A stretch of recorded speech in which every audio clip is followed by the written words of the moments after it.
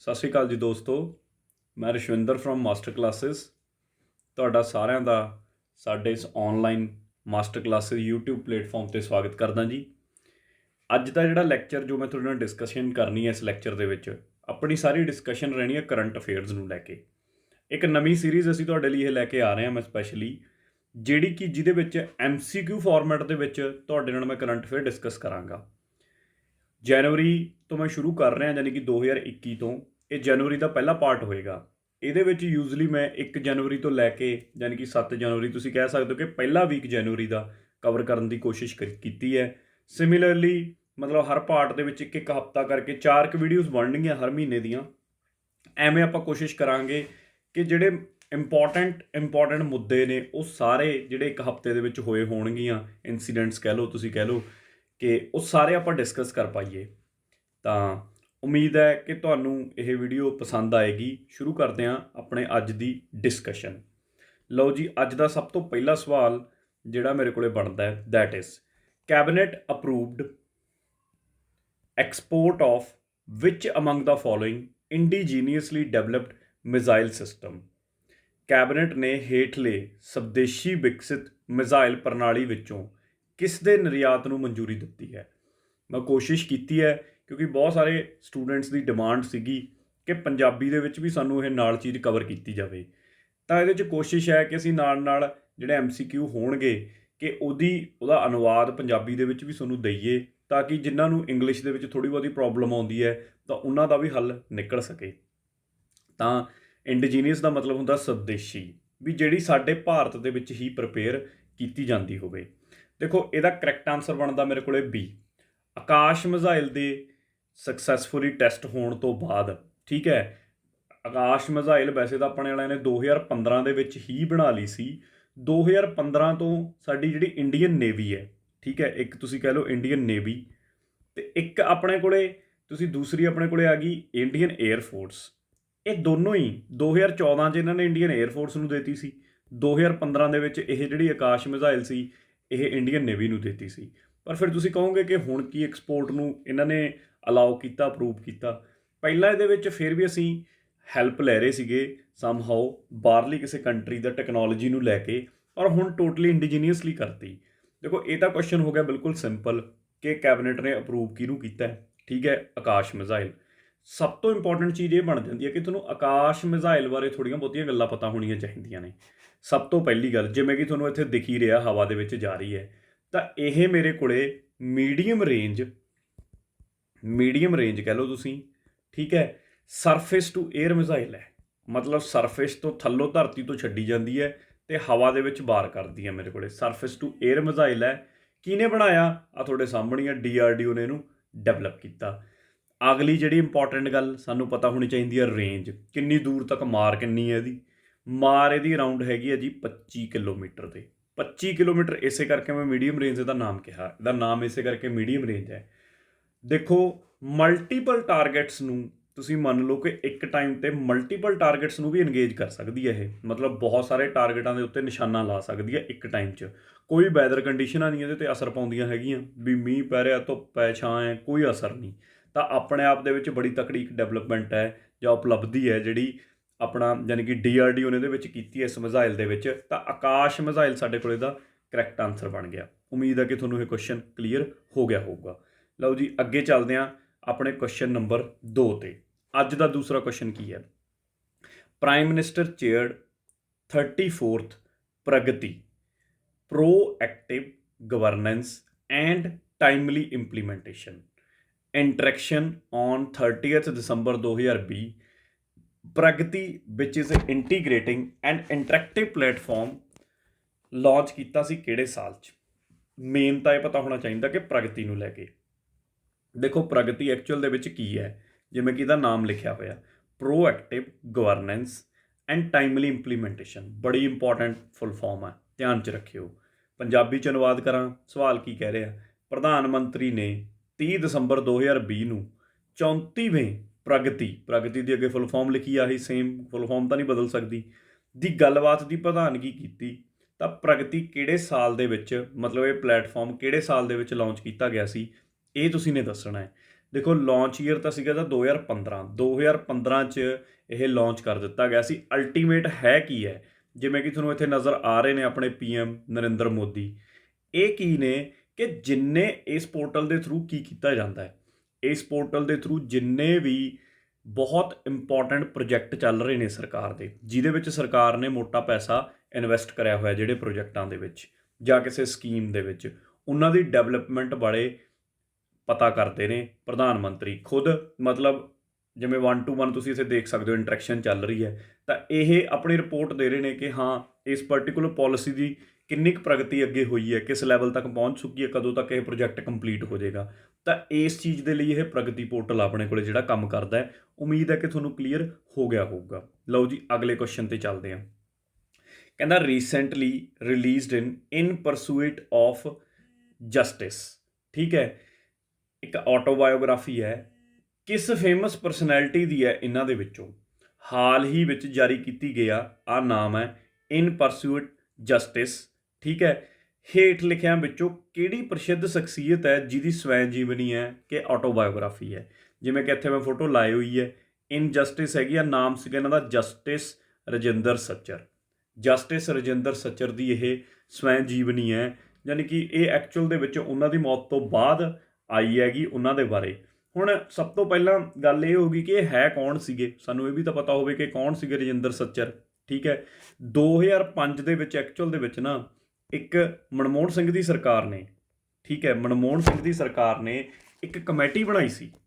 ਉਸ ਕਮੇਟੀ ਨੂੰ ਕੀ ਕਿਹਾ ਸੀ, 7 ਮੈਂਬਰੀ ਕਮੇਟੀ ਬਣਾਈ ਗਈ ਸੀ। ਚਲੋ ਉਦੋਂ ਤਾਂ ਆਪਾਂ ਨੇ ਕੀ ਲੈਣਾ। ਉਸ ਕਮੇਟੀ ਦੇ ਵਿੱਚ ਜਿਹੜੇ ਪ੍ਰਧਾਨ ਲਾਏ ਗਏ ਸੀ ਇਹ ਸੀਗੇ ਜਸਟਿਸ ਰਜਿੰਦਰ ਸੱਚਰ। ਇਹਨਾਂ ਨੂੰ ਕਿਹਾ ਸੀਗਾ ਕਿ ਤੁਸੀਂ ਇਹ ਸਟੱਡੀ ਕਰਕੇ ਦਿਓ ਸਾਨੂੰ ਕਿ ਜਿਹੜੇ ਸਾਡੇ ਦੇਸ਼ ਦੇ ਵਿੱਚ ਮੁਸਲਿਮ ਨੇ, ਮੁਸਲਿਮਸ ਦਾ ਤੁਸੀਂ ਕਹੋ ਕਿ ਸੋਸ਼ਲ, ਇਕਨੋਮਿਕ, ਸਮਾਜਿਕ ਤੌਰ 'ਤੇ, ਆਰਥਿਕ ਤੌਰ 'ਤੇ ਜਾਂ ਐਜੂਕੇਸ਼ਨਲ ਤੌਰ 'ਤੇ ਕਿ ਪੜ੍ਹਾਈ ਪੱਖੋਂ, ਠੀਕ ਹੈ, ਕੰਡੀਸ਼ਨ ਕਿਹੋ ਜਿਹੀ ਹੈ, ਉਹਨਾਂ ਨੂੰ ਸਾਰਾ ਕੁਝ ਸਹੀ ਮਿਲ ਪਾ ਰਿਹਾ ਸਾਡੇ ਦੇਸ਼ ਦੇ ਵਿੱਚ, ਕਿਉਂਕਿ ਸਾਡੇ ਦੇਸ਼ 'ਚ ਕੀ ਨੇ, ਉਹ ਮਿਨੋਰਿਟੀ 'ਚ ਨੇ, ਘੱਟ ਸੰਖਿਆ ਦੇ ਵਿੱਚ ਨੇ। ਤਾਂ ਇਸੇ ਕਰਕੇ ਨਾਲ ਹੁਣ ਇਹ ਵੀ ਗੱਲ ਵਿੱਚੋਂ ਆ ਗਈ ਕਿ ਤੁਹਾਨੂੰ ਇਹ ਵੀ ਪਤਾ ਹੋਵੇ ਕੌਣ ਸੀ ਰਜਿੰਦਰ ਸੱਚਰ। ਤੇ ਇਹ ਕਿਤਾਬ ਤਾਂ ਨਿਊਜ਼ ਦੇ ਵਿੱਚ ਹੈ ਹੀ ਹੈ ਆ, ਤਾਂ ਆਪਣੇ ਆਪ ਦੇ ਵਿੱਚ ਇੱਕ ਇੰਪੋਰਟੈਂਟ ਸਵਾਲ ਬਣ ਜਾਂਦਾ ਹੈ। ਉਮੀਦ ਹੈ ਕਿ ਕਲੀਅਰ ਹੋ ਗਿਆ ਹੋਊਗਾ। ਅਗਲਾ ਸਵਾਲ number 4, which of the following state signed MOU for countries first ethanol plant. ਪਹਿਲਾ ਕੰਟਰੀ ਦਾ ਇਥੇਨੋਲ ਪਲਾਂਟ ਸੈਟਅਪ ਹੋਣ ਜਾ ਰਿਹਾ PPP ਮਾਡਲ ਤੇ, ਪਬਲਿਕ ਪ੍ਰਾਈਵੇਟ ਪਾਰਟਨਰਸ਼ਿਪ ਮਾਡਲ ਤੇ। ਮਤਲਬ ਕੀ ਹੋਇਆ, ਪਬਲਿਕ ਤੇ ਨਿੱਜੀ ਭਾਈਵਾਲੀ, ਜਿਹਨੂੰ ਅਸੀਂ PPP ਮਾਡਲ ਬੋਲਦੇ ਆ, ਪਬਲਿਕ ਪ੍ਰਾਈਵੇਟ ਮਾਡਲ, ਉਹਦੇ ਤਹਿਤ ਸਥਾਪਿਤ ਕੀਤੇ ਜਾਣ ਵਾਲੇ ਦੇਸ਼ ਦੇ ਪਹਿਲੇ ਇਥੇਨੋਲ ਪਲਾਂਟ ਕਿਹੜੇ ਰਾਜ ਵਿੱਚ ਮਤਲਬ ਸਥਾਪਿਤ ਕੀਤਾ ਜਾ ਰਿਹਾ, ਕਿਹੜੇ ਰਾਜ ਦੇ ਵਿੱਚ ਇਹ ਲਾਇਆ ਜਾ ਰਿਹਾ। ਤਾਂ ਇਹਦਾ ਕੁਐਸਚਨ ਦਾ ਦੇਖੋ ਆਨਸਰ ਹੈਗਾ ਸਾਡੇ ਕੋਲੇ ਛੱਤੀਸਗੜ੍ਹ ਦੇ ਵਿੱਚ ਪਹਿਲਾ ਇਥੇਨੋਲ ਪਲਾਂਟ ਲਾਇਆ ਜਾ ਰਿਹਾ। ਦੇਖੋ ਇਥੇਨੋਲ ਇੱਕ ਤੁਸੀਂ ਕਹਿ ਸਕਦੇ ਹੋ ਇੰਟੌਕਸੀਕੇਟਿੰਗ ਇਨਗਰੀਡੀਅੰਟ ਹੈ, ਠੀਕ ਹੈ, ਇੱਕ ਇੰਟੌਕਸੀਕੈਂਟ ਗ੍ਰੇਡੀਅੰਟ ਹੈ ਮੇਰੇ ਕੋਲੇ। ਇਹਦੋਂ ਤਾਂ ਚਲੋ ਤੁਸੀਂ ਕੀ ਲੈਣਾ, ਮੇਨ ਗੱਲ ਇਹ ਹੈ ਕਿ ਵਰਤਿਆ ਕਿੱਥੇ ਜਾਂਦਾ ਤੁਹਾਨੂੰ ਪਤਾ ਹੋਵੇ। ਜਿਹੜੇ ਸਾਡੇ ਬਿਵਰੇਜਸ ਜਿਵੇਂ ਵਾਈਨ ਹੋ ਗਈ ਤੁਹਾਡੀ, ਠੀਕ ਹੈ, ਬੀਅਰ ਹੋ ਗਈ ਤੁਹਾਡੀ, ਫਿਰ ਜੇ ਮੈਂ ਹੋਰ ਗੱਲ ਕਰਾਂ ਇਹੋ ਜਿਹੇ ਜਿੰਨੇ ਵੀ ਡਿਸਟਿਲਡ ਸਪਿਰਿਟਸ ਹੁੰਦੇ ਨੇ, ਇਹ ਸਾਰਿਆਂ ਦੇ ਵਿੱਚ ਵਰਤਿਆ ਜਾਂਦਾ 20 ਦੇ ਵਿੱਚ ਇਥੇਨੋਲ। ਯਾਰ ਕੁੱਲ ਮਿਲਾ ਕੇ ਹੁਣ ਉਹੀ ਹੈ ਨਾ, ਜਿਹੜੀ ਸ਼ਰਾਬ ਹੁੰਦੀ ਆ ਉਸੇ ਨੂੰ ਤਾਂ ਇਥੇਨੋਲ ਬੋਲਦੇ ਹਾਂ ਆਪਾਂ, ਜਿਹੜੀ ਚਾਹੇ ਕੋਈ ਘਰ ਦੀ ਕੱਢਦਾ ਕੋਈ ਵੀ ਕਰਦਾ ਉਹ ਸਾਰੇ ਇਥੇਨੋਲ ਹੀ ਹੁੰਦਾ ਮੇਰੇ ਕੋਲੇ, ਠੀਕ ਹੈ। ਤਾਂ ਉਮੀਦ ਹੈ ਕਿ ਤੁਹਾਨੂੰ ਇਹ ਗੱਲ ਕਲੀਅਰ ਹੋ ਗਈ ਕਿ ਇਥੇਨੋਲ ਦਾ ਪਲਾਂਟ ਲੱਗਣ ਜਾ ਰਿਹਾ। ਕਿਉਂਕਿ ਕਾਰਨ ਕੀ ਹੈ ਲਾਉਣ ਦਾ, ਹੁਣ ਤੁਸੀਂ ਸੋਚੋਗੇ ਵੀ ਸ਼ਰਾਬ ਬਣਾਉਣ ਵਾਸਤੇ ਲਾਇਆ ਜਾ ਰਿਹਾ, ਨਹੀਂ। ਦੇਖੋ ਇਥੇਨੋਲ ਦੀ ਮੇਨਲੀ ਬਲੈਂਡਿੰਗ ਕੀਤੀ ਜਾਂਦੀ ਹੈ। ਬਲੈਂਡਿੰਗ ਦਾ ਮਤਲਬ ਸਾਡੇ ਦੇਸ਼ ਦੇ ਵਿੱਚ ਤੁਹਾਨੂੰ ਪਤਾ ਹੋਊਗਾ ਕਿ ਵਾਤਾਵਰਨ ਨੂੰ ਬਚਾਉਣ ਵਾਸਤੇ, ਇਨਵਾਇਰਮੈਂਟ ਨੂੰ ਪ੍ਰੀਜ਼ਰਵ ਕਰਨ ਵਾਸਤੇ ਬਲੈਂਡਿੰਗ ਦਾ ਕੰਸੈਪਟ ਲਿਆਂਦਾ ਗਿਆ ਕਿ ਸਾਡੇ ਡੀਜ਼ਲ ਦੇ ਵਿੱਚ ਜਾਂ ਪੈਟਰੋਲ ਦੇ ਵਿੱਚ ਇਹ ਮਿਕਸ ਕਰਿਆ ਜਾਵੇ, ਕਿਉਂਕਿ ਇਹ ਵਾਤਾਵਰਨ ਨੂੰ ਘੱਟ ਪ੍ਰਦੂਸ਼ਿਤ ਕਰਦਾ। ਜਿਹੋ ਜਿਹੀਆਂ ਸਲਫਰ ਡਾਈਆਕਸਾਈਡ ਵਰਗੀਆਂ ਗੈਸਾਂ ਉਹਦੇ 'ਚੋਂ ਨਿਕਲਦੀਆਂ ਨੇ, ਉਹ ਇਹਦੇ 'ਚੋਂ ਨਹੀਂ ਨਿਕਲਦੀਆਂ, ਘੱਟ ਨਿਕਲਦੀਆਂ ਨੇ। ਤਾਂ ਇਹਦੇ ਵਿੱਚ ਜਿਵੇਂ ਹੁਣ ਹਾਲੇ ਤੱਕ ਸਾਡਾ ਟਾਰਗੇਟ ਸੀ ਕਿ 5 ਜਾਂ 10% ਤੱਕ ਅਸੀਂ ਨੇ 2022 ਤੱਕ ਅਚੀਵ ਕਰ ਲੈਣੀ ਆ ਬਲੈਂਡਿੰਗ, ਹੌਲੀ ਹੌਲੀ ਵਧਾਵਾਂਗੇ। ਤਾਂ ਉਹਦੇ ਤਹਿਤ, ਉਹ ਸੋਚ ਦੇ ਤਹਿਤ ਇਸ ਪਰਟੀਕੂਲਰ ਤੁਸੀਂ ਕਹਿ ਲਓ ਪਲਾਂਟ ਨੂੰ ਲਾਇਆ ਗਿਆ। ਉਮੀਦ ਹੈ ਕਿ ਗੱਲ ਕਲੀਅਰ ਹੋ ਗਈ ਹੋ। ਛੱਤੀਸਗੜ੍ਹ ਬਾਰੇ ਥੋੜ੍ਹੀ ਜਿਹੀ ਆਪਾਂ ਨੌਲੇਜ ਲੈ ਲਈਏ। ਮੇਰੀ ਕੋਸ਼ਿਸ਼ ਰਹੂਗੀ ਕਿ ਥੋੜ੍ਹੀ ਬਹੁਤੀ ਤੁਹਾਨੂੰ ਮੈਂ ਆਮ GK ਵੀ ਤੁਹਾਡੇ ਨਾਲ ਡਿਸਕਸ ਕਰਦਾ ਚੱਲਾਂ। ਕਿਉਂਕਿ ਆਉਣ ਵਾਲੇ ਪੇਪਰਾਂ ਦੇ ਵਿੱਚ ਜੀਕੇ ਵੀ ਬਹੁਤ PSSB ਤਾਂ ਬਹੁਤ ਜੀਕੇ ਪੁੱਛਦਾ ਆਪਣੇ ਤੋਂ, ਹੈ ਨਾ। ਕੋਈ ਵੀ PSSB ਦਾ ਤੁਸੀਂ ਪੇਪਰ ਦੇਣਾ ਹੋਵੇ ਤਾਂ ਛੱਤੀਸਗੜ੍ਹ ਦੀ ਕੋਈ ਕੈਪੀਟਲ ਜੇ ਮੈਨੂੰ ਪੁੱਛਾਂ ਮੈਂ ਤੁਹਾਨੂੰ, ਤਾਂ ਕੈਪੀਟਲ ਹੈਗੀ ਹੈ ਜੀ ਸਾਡੇ ਕੋਲੇ ਰਾਏਪੁਰ। ਤੁਹਾਨੂੰ ਪਤਾ ਹੋਏਗਾ ਮੋਸਟ ਆਫ ਦੀ ਸਟੂਡੈਂਟਸ ਨੂੰ। ਜੇ ਮੈਂ ਤੁਹਾਨੂੰ ਪੁੱਛ ਲਵਾਂ ਕਿ ਛੱਤੀਸਗੜ੍ਹ ਦੇ CM ਕੌਣ ਨੇ, CM ਦਾ ਨਾਮ ਦੱਸੋ, ਤਾਂ ਉਹਨਾਂ ਦਾ ਨਾਮ ਹੈਗਾ ਭੁਪੇਸ਼ ਬਘੇਲ। ਭੁਪੇਸ਼ ਬਘੇਲ। ਤਾਂ ਯਾਦ ਰੱਖਿਓ, ਇਹੋ ਜਿਹੇ ਛੋਟੇ ਮੋਟੇ ਕੁਐਸਚਨ ਵੀ ਛੋਟੇ ਮੋਟੇ ਪੇਪਰਾਂ ਦੇ ਵਿੱਚ ਤਾਂ ਆਮ ਹੀ ਪੁੱਛ ਲੈਂਦੇ ਨੇ ਸਾਡੇ ਕੋਲੇ, ਰਾਏਪੁਰ ਤੇ ਭੁਪੇਸ਼ ਬਘੇਲ। ਲਓ ਜੀ, ਅਗਲਾ ਸਵਾਲ ਨੰਬਰ ਸਾਡੇ ਕੋਲੇ ਆ ਗਿਆ 5। ਪੰਜਵੇਂ ਸਵਾਲ ਤੇ ਚੱਲਦੇ ਹਾਂ। ਕਹਿੰਦਾ recently which among the following has become 7th state in India to successfully undertake the ease of doing reform stipulated by Ministry of France।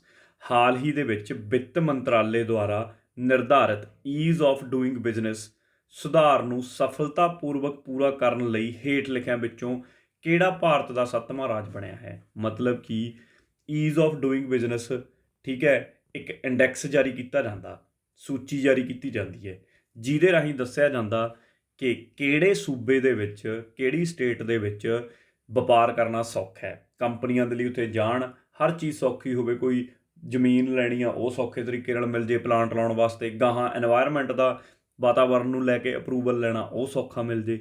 ਉਹ ਸਾਰੀਆਂ ਚੀਜ਼ਾਂ ਨੂੰ ਲੈ ਕੇ ਸਾਡੇ ਇੱਥੇ ਕੀ ਹੈ, ਦੇਸ਼ ਦੇ ਵਿੱਚ ਇੱਕ ਨਾ ਇਹਨਾਂ ਨੇ ਲਿਸਟ ਜਾਰੀ ਕੀਤੀ ਹੋਈ ਆ ਵੀ ਤੁਸੀਂ ਆਹ ਚੀਜ਼ਾਂ ਇੰਪਲੀਮੈਂਟ ਕਰੋ। ਜੇ ਇਹ ਚੀਜ਼ਾਂ ਤੁਸੀਂ ਇੰਪਲੀਮੈਂਟ ਕਰ ਪਾਓਗੇ ਤਾਂ ਤੁਹਾਡੇ ਇੱਥੇ ਸਟੇਟ ਦੇ ਵਿੱਚ ਸਾਰਾ ਕੁਝ ਸੌਖਾ ਹੋ ਜੂ। ਈਜ਼ ਆਫ ਡੂਇੰਗ ਬਿਜ਼ਨਸ, ਹਰ ਕੰਪਨੀ ਤੁਹਾਡੇ ਸਟੇਟ ਵੱਲ ਭੱਜਣ ਦੀ ਕੋਸ਼ਿਸ਼ ਕਰੂਗੀ, ਠੀਕ ਹੈ। ਇਹ ਕਿਹਦੇ ਦੁਆਰਾ, ਨੀਤੀ ਆਯੋਗ ਦੁਆਰਾ ਦਿੱਤੀਆਂ ਹੋਈਆਂ ਨੇ ਕੁਝ ਲਿਸਟ ਆਊਟ ਕੀਤੀਆਂ ਹੋਈਆਂ ਚੀਜ਼ਾਂ, ਠੀਕ ਹੈ। ਹੁਣ ਉਹੀ ਪੁੱਛਿਆ ਕਿ ਬਹੁਤ ਸਾਰੀਆਂ ਸਟੇਟਾਂ ਨੇ ਤਾਂ ਉਹ ਸਾਰੀਆਂ ਚੀਜ਼ਾਂ ਇੰਪਲੀਮੈਂਟ ਕਰਤੀਆਂ, ਲਾਗੂ ਕਰਤੀਆਂ ਆਪਣੇ ਸੂਬੇ 'ਚ, ਤੇ 6 ਸਟੇਟਾਂ ਨੇ ਹੁਣ ਤੱਕ ਇਸ ਤੋਂ ਪਹਿਲਾਂ ਲਾਗੂ ਕੀਤੀਆਂ ਸੀ। ਹੁਣ ਜੇ ਮੈਂ ਤੁਹਾਨੂੰ ਪੁੱਛਾਂ ਉਹ 6 ਸਟੇਟਾਂ ਕਿਹੜੀਆਂ ਸੀ, ਉਹਨਾਂ ਦੇ ਵਿੱਚੋਂ ਆਂਧਰਾ ਪ੍ਰਦੇਸ਼ ਇੱਕ ਆ, ਆਪਾਂ ਨੂੰ ਪਤਾ ਹੀ ਹੈ ਕਿ ਬਿਜ਼ਨਸ 'ਚ ਬਹੁਤ ਅੱਗੇ ਹੈ। ਕਰਨਾਟਕਾ ਦੂਜੀ ਹੈ, ਠੀਕ ਹੈ। ਫਿਰ ਮੱਧ ਪ੍ਰਦੇਸ਼ ਆ ਗਈ, ਹੋਣੀ ਉਹ ਚਾਹੀਦੀ ਹੈ ਮੱਧ ਪ੍ਰਦੇਸ਼ ਵੀ। ਰਾਜਸਥਾਨ ਇੱਕ ਹੈ, ਜਾਣ ਕੇ ਹੈਰਾਨੀ ਹੋਊਗੀ ਕਿ ਰਾਜਸਥਾਨ ਵੀ ਇਹਨੂੰ ਇੰਪਲੀਮੈਂਟ ਕਰੀ ਬੈਠਾ ਹੈ। ਤਾਮਿਲਨਾਡੂ ਇੱਕ ਹੈ, ਅਤੇ 6ਵੀਂ ਸੀ ਸਾਡੇ ਕੋਲੇ ਤੇਲੰਗਾਨਾ। ਅਤੇ ਹੁਣ 7ਵੀਂ ਸਟੇਟ ਕਿਹੜੀ ਹੋ ਗਈ ਹੈ? 7ਵੀਂ ਸਟੇਟ ਜਿਹੜਾ ਇਸ ਦਾ ਆਨਸਰ ਹੈ ਦੈਟ ਇਜ਼ ਉੜੀਸਾ। 7ਵੀਂ ਸਟੇਟ ਉੜੀਸਾ, ਜਿਹਨੇ ਇਹ ਸਾਰੀਆਂ ਜੋ ਉਹਨਾਂ ਨੇ ਗਾਈਡਲਾਈਨਸ ਦਿੱਤੀਆਂ ਸੀ ਉਹਨਾਂ ਨੂੰ, ਰਿਫੋਰਮਸ ਨੂੰ ਮੰਨ ਲਿਆ ਅਤੇ ਰਿਫੋਰਮਸ ਨੂੰ ਆਪਣੇ ਸੂਬੇ ਦੇ ਵਿੱਚ ਲਾਗੂ ਕਰਤਾ ਹੈ। ਅਤੇ ਜਿਹੜਾ ਪਿੱਛੇ ਜੇ ਹੁਣ ਈਜ਼ ਆਫ ਡੂਇੰਗ ਬਿਜ਼ਨਸ ਕੱਢਿਆ ਸੀਗਾ, ਠੀਕ ਹੈ, ਉਹਦੇ ਵਿੱਚ ਆਪਣੇ ਉਰੇ ਇੱਕ ਨਾ ਆਪਣੇ ਡਿਪਾਰਟਮੈਂਟ ਆ, ਤੁਹਾਨੂੰ ਪਤਾ ਹੋਊ DPIIT। ਪਹਿਲਾਂ ਦਾ ਨਾਮ ਡਿਪਾਰਟਮੈਂਟ ਆਫ ਇੰਡਸਟਰੀ ਪ੍ਰਮੋਸ਼ਨ ਹੁੰਦਾ ਸੀ, ਬਾਅਦ 'ਚ ਨਾਮ ਬਦਲਤਾ ਸੀ DPIIT, ਮਤਲਬ department of promotion of industry and internal trade. Department of promotion of industry and internal trade ਅੱਜ ਦੀ ਡੇਟ 'ਚ ਇਹਦਾ ਨਾਮ ਹੈ ਇਸ ਡਿਪਾਰਟਮੈਂਟ ਦਾ।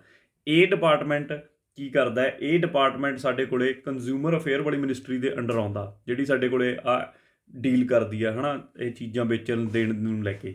ਤਾਂ ਇਹ ਜਿਹੜੀ ਮਿਨਿਸਟਰੀ ਦੇ ਅੰਡਰ ਇਹ ਸਾਡੇ ਕੋਲੇ ਡਿਪਾਰਟਮੈਂਟ ਆਉਂਦਾ, ਇਹ ਇੱਕ ਈਜ਼ ਆਫ ਡੂਇੰਗ ਸਟੇਟਸ ਦਾ ਜਾਰੀ ਕਰਦਾ ਹੈ ਹਰ ਸਾਲ ਦੇ ਵਿੱਚ। ਤੁਸੀਂ ਕਹਿ ਲਓ ਕਿ ਸਟੇਟ ਨੇ, ਕਿਸੇ ਨੇ ਈਜ਼ ਆਫ ਡੂਇੰਗ ਬਿਜ਼ਨਸ 'ਚ ਕਿੰਨਾ ਚੰਗਾ ਪਰਫਾਰਮ ਕੀਤਾ।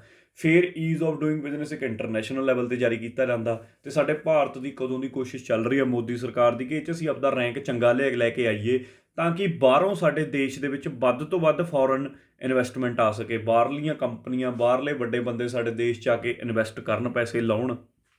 ਇਹ ਸਾਰਾ ਮੁੱਦਾ ਹੈ ਕਿ ਕਿਉਂ ਇਹਦੇ 'ਤੇ ਇੰਨਾ ਜ਼ੋਰ ਦਿੱਤਾ ਜਾਂਦਾ।